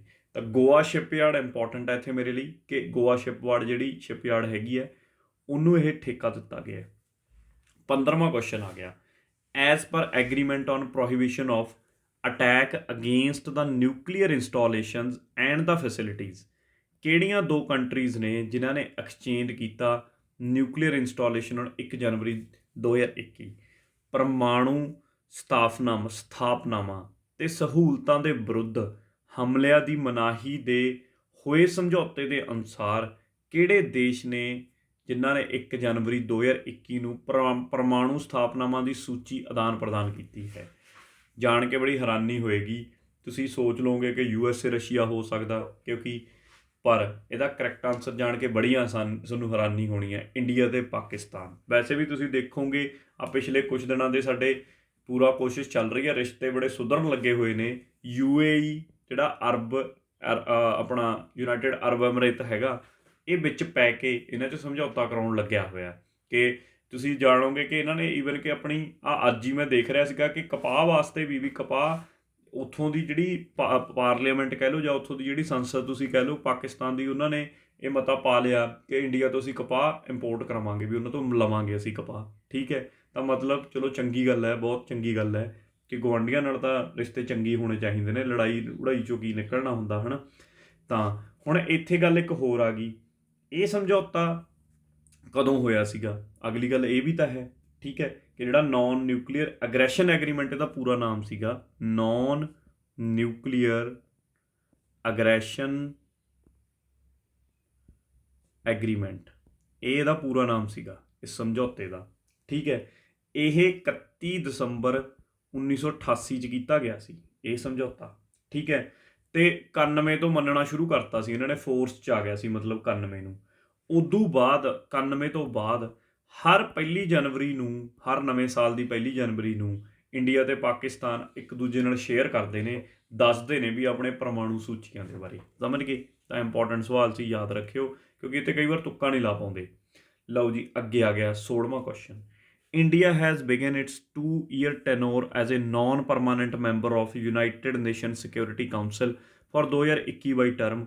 How many times India had a seat of non permanent member USC? Most important ਸਵਾਲ ਹੈ। ਦੇਖੋ, ਇਹ ਸਵਾਲ ਐਂ ਤਾਂ ਨਹੀਂ ਮੈਂ ਕਹੂੰਗਾ ਕਿ ਇੰਪੋਰਟੈਂਟ ਹੈ ਕਿੰਨੇ ਵਾਰ ਮੈਂਬਰ ਬਣਿਆ, ਪਰ ਇਹ ਇੰਡੀਆ ਬਣਿਆ ਮੈਂਬਰ ਕਿਹਦਾ ਬਣਿਆ ਆਪਣੇ ਆਪ 'ਚ ਬੜਾ ਇੰਪੋਰਟੈਂਟ ਸਵਾਲ ਹੈ। ਹੁਣ ਧਿਆਨ ਦਿਓ ਇਸ ਸਵਾਲ ਦੇ ਵੱਲ। ਦੇਖੋ, ਭਾਰਤ ਨੇ 2021-22 ਦੇ ਕਾਰਜਕਾਲ ਲਈ ਸੰਯੁਕਤ ਰਾਸ਼ਟਰ ਸੁਰੱਖਿਆ ਪਰਿਸ਼ਦ, ਜਿਹਨੂੰ UNSC ਕਹਿ ਦਿੰਦੇ ਹਾਂ, ਦੇ ਗੈਰ ਸਥਾਈ ਮੈਂਬਰ ਵਜੋਂ ਆਪਣੇ 2 ਸਾਲਾਂ ਦੇ ਕਾਰਜਕਾਲ ਦੀ ਸ਼ੁਰੂਆਤ ਕੀਤੀ ਹੈ। ਭਾਰਤ ਕਿੰਨੀ ਵਾਰ UNSC ਦੇ ਗੈਰ ਸਥਾਈ ਮੈਂਬਰ ਵਜੋਂ ਸੀਟ ਲਗਾਈ ਹੈ ਜਾਂ ਸੀਟ ਰਹਿ ਚੁੱਕਿਆ ਹੈ ਉੱਥੇ? ਤਾਂ ਇਹਦਾ ਆਨਸਰ ਤਾਂ ਜੇ ਮੈਂ ਤੁਹਾਨੂੰ ਦੱਸਾਂ ਹੈਗਾ 8 ਵਾਰ। ਇੰਡੀਆ 8 ਵਾਰ ਬਣ ਚੁੱਕਿਆ। ਹੁਣ ਸਭ ਤੋਂ ਇੰਪੋਰਟੈਂਟ ਗੱਲ, ਜਿਹੜੀ ਮੇਰੇ ਕੋਲ ਇਹ ਸਿਕਿਉਰਿਟੀ ਕਾਊਂਸਲ ਹੁੰਦੀ ਹੈ UNSC, ਜਿਹਨੂੰ ਅਸੀਂ ਕਹਿਤਾ ਜਾਂ ਤੁਸੀਂ ਕਹੋਗੇ ਯੂਨਾਈਟਿਡ ਸੰਯੁਕਤ ਰਾਸ਼ਟਰ ਸੁਰੱਖਿਆ ਪਰਿਸ਼ਦ, ਇਹਦੇ ਵਿੱਚ ਟੋਟਲ 15 ਮੈਂਬਰ ਹੁੰਦੇ ਨੇ। 5 ਹੁੰਦੇ ਨੇ ਪਰਮਾਨੈਂਟ, 10 ਹੁੰਦੇ ਨੇ ਨੌਨ ਪਰਮਾਨੈਂਟ। ਮਤਲਬ 5 ਤਾਂ ਹੈਗੇ ਨੇ ਪੱਕੇ, ਤੁਸੀਂ ਪੱਕੇ ਨਹੀਂ ਹੈਗੇ, ਜਿਹੜੇ ਗੈਰ ਸਥਾਈ ਕਹਿ ਲਓ, ਇਹ ਸਥਾਈ ਕਹਿ ਲਓ ਤੁਸੀਂ। 5 ਜਿਹੜੇ ਸਥਾਈ ਪੱਕੇ ਨੇ ਉਹ 'ਚ ਕਿਹੜੇ ਨੇ? UK ਆ ਜਾਂਦਾ ਹੈ, ਵੱਡੇ ਦੇਸ਼ ਰਸ਼ੀਆ, USA ਵੀ ਆਊਗਾ ਹੀ ਆਊਗਾ। ਠੀਕ ਹੈ, ਫਰਾਂਸ ਆ ਗਿਆ। ਕਿਹੜਾ ਬਚਿਆ? ਇੱਕੋ ਹੀ ਬਚਿਆ ਜਿਹਦੇ ਨਾਲ ਰੌਲਾ ਰਹਿੰਦਾ ਹਰ ਵਕਤ, ਚਾਈਨਾ। 5 ਦੇਸ਼ ਨੇ, ਇਹ ਤਾਂ ਪੱਕੇ ਨੇ ਇਹਦੇ ਮੈਂਬਰ ਸਿਕਿਉਰਿਟੀ ਕਾਊਂਸਲ ਦੇ। ਆਹ 10 ਜਿਹੜੇ ਹੁੰਦੇ ਨੇ ਇਹ ਬਦਲਦੇ ਰਹਿੰਦੇ ਨੇ। ਇਹਨਾਂ ਨੂੰ 2 ਸਾਲ ਵਾਸਤੇ ਟਰਨਿਓਰ ਮਿਲਦਾ ਹੈ, 2 ਸਾਲਾਂ ਬਾਅਦ ਇਹਨਾਂ ਦਾ ਟਰਨਿਓਰ ਖਤਮ ਹੋ ਜਾਂਦਾ। ਹੁਣ ਜਿਹੜਾ 2021 ਤੋਂ ਸ਼ੁਰੂ ਹੋਇਆ, ਯਾਨੀ ਕਿ 2 ਸਾਲ 21-22 ਦੇ ਵਿੱਚ ਚੱਲਣਾ ਪੂਰਾ ਇਹਨਾਂ ਦਾ ਟਰਨਿਓਰ ਜਿਹੜਾ ਆਪਣੇ ਕੋਲ ਇਹ ਸਿਲੈਕਟ ਹੋਇਆ। ਇਹ ਕਿਹਦੇ ਕੋਲੇ ਗਿਆ ਹੁਣ ਤੁਸੀਂ ਜੇ ਜਾਣਨਾ ਚਾਹੋ, ਇਹਦੇ ਵਿੱਚ 2 ਸਾਲ ਦੇ ਟਰਨਿਓਰ ਦੇ ਵਿੱਚ 21-22 ਦੇ ਵਿੱਚ ਚੱਲੂ ਪੂਰਾ ਟਰਮ ਦੇ ਵਿੱਚ। ਇਹ 'ਚ ਇੰਡੀਆ ਦਾ ਨਾਮ ਤਾਂ ਹੈਗਾ, ਇਹਦੇ ਤੋਂ ਇਲਾਵਾ ਹੋਰ ਦੇਸ਼ ਵੀ ਪੁੱਛੇ ਜਾ ਸਕਦੇ ਨੇ। ਜਿਹੜੇ ਨਵੇਂ ਇਸ ਸਾਲ ਚੁਣੇ ਗਏ ਨੇ ਇੰਡੀਆ, ਇਹ ਵੀ ਨਾਮ ਯਾਦ ਰੱਖਣੇ ਤੁਹਾਡੇ ਲਈ ਇੰਪੋਰਟੈਂਟ ਨੇ। ਆਇਰਲੈਂਡ ਦੂਜਾ ਹੈ, ਤੀਜਾ ਸਾਡੇ ਕੋਲ ਇੱਕ ਆਇਆ ਨਾਰਵੇ, ਠੀਕ ਹੈ। ਚੌਥਾ ਸਾਡੇ ਲਈ ਹੈਗਾ ਕੇਨੀਆ ਨਾਮ ਜਿਹੜਾ ਯਾਦ ਰੱਖਿਓ, ਅਤੇ ਪੰਜਵਾਂ ਹੈਗਾ ਮੈਕਸੀਕੋ। ਮਤਲਬ ਹਲੇ ਇਹ 15 ਜਿਹੜੇ 10 ਸੀ, 10 ਚੋਂ 5 ਦਾ ਤਾਂ ਹਜੇ 1 ਸਾਲ ਰਹਿੰਦਾ ਹੈ, ਪਰ 5 ਦੇ 2 ਸਾਲ ਪੂਰੇ ਹੋ ਗਏ ਸੀ। ਤਾਂ ਉਹ 5 ਦੀ ਥਾਂ 'ਤੇ ਜਿਹੜੇ ਨਵੇਂ 5 ਚੁਣੇ ਗਏ ਉਹ ਆਹ ਨੇ: ਮੈਕਸੀਕੋ, ਕੇਨੀਆ, ਨਾਰਵੇ, ਆਇਰਲੈਂਡ ਅਤੇ ਇੰਡੀਆ। ਕਾਫੀ ਇੰਪੋਰਟੈਂਟ MCQ ਹੈ, ਤਾਂ ਹੀ ਮੈਂ ਦੱਸ ਰਿਹਾ ਕਿ ਵਾਰ-ਵਾਰ ਕਿ ਇਹਨੂੰ ਧਿਆਨ 'ਚ ਰੱਖਿਓ। ਹੁਣ ਜੇ ਤੁਹਾਨੂੰ ਪੁੱਛ ਲਿਆ ਜਾਵੇ ਕਿ ਜਿਹੜੀ ਇਹ ਸਿਕਿਉਰਿਟੀ ਕਾਊਂਸਲ ਹੈ ਇਹਦਾ ਹੈੱਡਕੁਆਟਰ ਕਿੱਥੇ ਹੈ, ਤਾਂ ਹੈੱਡਕੁਆਟਰ ਇਹਦਾ ਹੈਗਾ ਨਿਊਯਾਰਕ ਦੇ ਵਿੱਚ, ਨਿਊਯਾਰਕ 'ਚ। ਬਣਿਆ ਤਾਂ ਜਦੋਂ ਯੂਨਾਈਟਿਡ ਨੇਸ਼ਨ ਉਦੋਂ ਹੀ ਇਹ ਬਣਿਆ, ਠੀਕ ਹੈ। ਤਾਂ 1945 'ਚ ਬਣਿਆ ਸੀ ਉਹ, ਤਾਂ ਇਹ ਵੀ 1945 'ਚ ਹੀ ਬਣਿਆ ਹੋਇਆ, ਇਸ ਗੱਲ 'ਚ ਤਾਂ ਕੋਈ ਦੁਹਰਾ ਹੀ ਨਹੀਂ ਹੈਗਾ, ਠੀਕ ਹੈ। ਹੁਣ ਅਗਲਾ, ਕਈ ਵਾਰ ਇਹ ਵੀ ਪੁੱਛ ਲੈਂਦੇ ਨੇ ਕਿ ਯੂਨਾਈਟਿਡ ਨੇਸ਼ਨ ਜੇ ਹੁਣ ਆਪਾਂ ਉਹਦੇ ਬਾਰੇ ਗੱਲ ਕਰਨੀ ਲੱਗ ਗਏ ਤਾਂ ਉਹਦੇ 6 ਪੱਕੇ ਅੰਗ ਨੇ, ਮਤਲਬ ਜਿਨ੍ਹਾਂ ਨੂੰ ਅਸੀਂ ਕਹਿੰਦੇ ਨੇ ਔਰਗਨਸ। ਉਹਦੇ 6 ਔਰਗਨ ਕਿਹੜੇ ਕਿਹੜੇ ਨੇ? ਜਨਰਲ ਅਸੈਂਬਲੀ, ਸਿਕਿਉਰਿਟੀ ਕਾਊਂਸਲ ਜਿਹਦੇ ਬਾਰੇ ਆਪਾਂ ਚਰਚਾ ਕਰੀ, ਸੈਕਟਰੀਏਟ, ਇਕੋਨਮਿਕ ਐਂਡ ਸੋਸ਼ਲ ਕਾਊਂਸਲ, ਇਹਨੂੰ ਈਕੋਸੌਕ ਵੀ ਬੋਲ ਦਿੰਦੇ ਹਾਂ ਅਸੀਂ, ਬੜਾ ਮਸ਼ਹੂਰ ਹੈ, Trusteeship Council, International Court of Justice. ਆਹ 6 ਨੇ। ਟਰਸਟਸ਼ਿਪ ਕਾਊਂਸਲ ਫਿਲਹਾਲ ਦੀ ਘੜੀ ਇਹਨਾਂ ਨੇ ਯਾਨੀ ਕਿ ਡੀਐਕਟੀਵੇਟ ਕੀਤਾ ਹੋਇਆ, ਇਹ ਲੋੜ ਪੈਣ 'ਤੇ ਓਪਨ ਹੁੰਦਾ, ਨਹੀਂ ਇਹਦੀ ਕੋਈ ਬੜਾ ਰੋਲ ਨਹੀਂ ਰਹਿੰਦਾ, ਠੀਕ ਹੈ। ਚਲੋ ਹੁਣ ਮੈਂ ਯੂਨਾਈਟਿਡ ਨੇਸ਼ਨ ਤਾਂ ਨਹੀਂ ਇੱਥੇ ਤੁਹਾਨੂੰ ਸਾਰਾ ਪੜ੍ਹਾਉਣ ਲੱਗਿਆ, ਤਾਂ ਮੋਸਟ ਆਫ ਦੀ ਤੁਹਾਨੂੰ ਪਤਾ ਹੀ ਹੋਊਗਾ, ਪਰ ਆਹ ਔਰਗਨਾਂ ਦੇ ਨਾਮ ਜ਼ਰੂਰ ਯਾਦ ਰੱਖਿਓ। ਇਹ ਔਰਗਨ ਪੇਪਰ 'ਚ ਸਿੱਧੀ ਪੁੱਛ ਲੈਂਦੇ ਨੇ ਕਿ ਇਹਨਾਂ 'ਚੋਂ ਕਿਹੜਾ ਔਰਗਨ ਉਹਦਾ ਹੈ ਜਾਂ ਕਿਹੜਾ ਔਰਗਨ ਨਹੀਂ ਹੈ। ਕਾਫੀ ਇੰਪੋਰਟੈਂਟ MCQ ਸੀ, ਤਾਂ ਧਿਆਨ ਨਾਲ ਕਵਰ ਕਰਿਓ।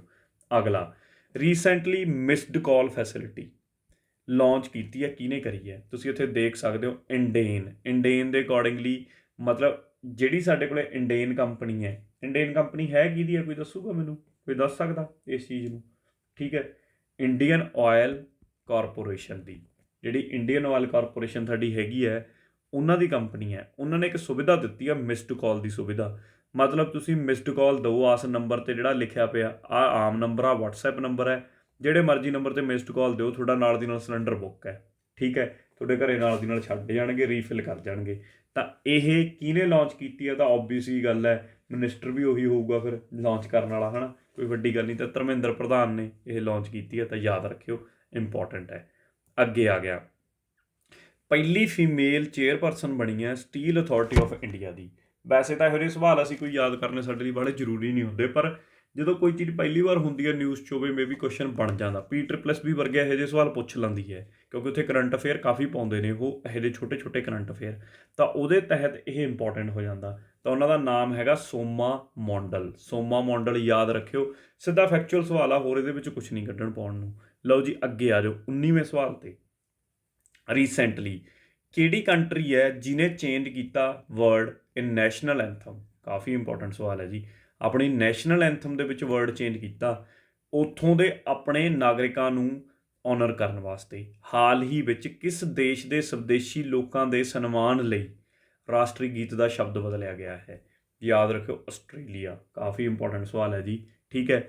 ਆਸਟ੍ਰੇਲੀਆ ਬਾਰੇ ਗੱਲਾਂ ਜੇ ਤੁਹਾਡੇ ਤੋਂ ਕਈ ਵਾਰ ਪੇਪਰ 'ਚ ਪੁੱਛਿਆ ਕਿ ਇਹਦੀ ਕੈਪੀਟਲ ਦੱਸੋ ਕਿਹੜੀ ਹੈ, ਹੁਣ ਅਸੀਂ ਨਾਮ ਯਾਦ ਰੱਖਦੇ ਹਾਂ ਵੀ ਸਿਡਨੀ ਹੋਊ ਜਾਂ ਮੈਲਬੌਰਨ ਹੋਊ, ਕਿਉਂਕਿ ਆਹੀ ਵੱਡੇ ਵੱਡੇ ਸ਼ਹਿਰ ਨੇ, ਪਰ ਇਹਨਾਂ 'ਚੋਂ ਕੋਈ ਵੀ ਨਹੀਂ ਹੈਗੀ। ਇਹਦੀ ਕੈਪੀਟਲ ਹੈਗੀ ਹੈ ਕੈਨਬੇਰਾ। ਯਾਦ ਰੱਖਿਓ, ਕੈਨਬੇਰਾ। ਕਾਫੀ ਇੰਪੋਰਟੈਂਟ ਕੁਐਸਚਨ ਹੈ, ਕਈ ਵਾਰ ਪੁੱਛਿਆ ਵੀ ਗਿਆ। ਸਭ ਤੋਂ ਵੱਡੀ ਸਿਟੀ ਪੁੱਛ ਲਈ ਫਿਰ ਤੁਸੀਂ ਕਹਿ ਦਿਓ ਕਿ ਸਿਡਨੀ ਹੈ ਸਭ ਤੋਂ ਵੱਡੀ। ਅਤੇ ਇਹਨਾਂ ਦਾ ਪ੍ਰਾਈਮ ਮਿਨਿਸਟਰ ਹਮੇਸ਼ਾ ਨਿਊਜ਼ ਦੇ ਵਿੱਚ ਰਹਿੰਦਾ, ਬੰਦਾ ਘੈਂਟ ਹੀ ਹੈ, ਠੀਕ ਹੈ। ਤਾਂ ਕਰਕੇ ਇਹਦਾ ਨਾਮ ਤਾਂ ਜ਼ਰੂਰ ਯਾਦ ਕਰ ਲਿਓ, ਸਕੌਟ ਮੋਰੀਸਨ। ਸਕੌਟ ਮੋਰੀਸਨ ਇਹਨਾਂ ਦਾ ਪ੍ਰਧਾਨ ਮੰਤਰੀ ਆ, ਹਮੇਸ਼ਾ ਨਿਊਜ਼ 'ਚ ਰਹਿੰਦਾ। ਆ ਹੁਣੀ ਪਿੱਛੇ ਕਿ ਕਦੇ ਕਿਸੇ ਕੰਪਨੀਆਂ 'ਤੇ ਟੈਕਸ ਲਾਤਾ, ਕਦੇ ਆਹ ਚੀਜ਼ ਨੂੰ ਕਿਵੇਂ ਹੈਂਡਲ ਕਰੀਏ, ਮੋਦੀ ਸਾਹਿਬ ਨੂੰ ਫੋਨ ਕਰਦਾ ਹੀ ਰਹਿੰਦਾ ਇਹ ਤੀਜੇ ਦਿਨ, ਠੀਕ ਹੈ।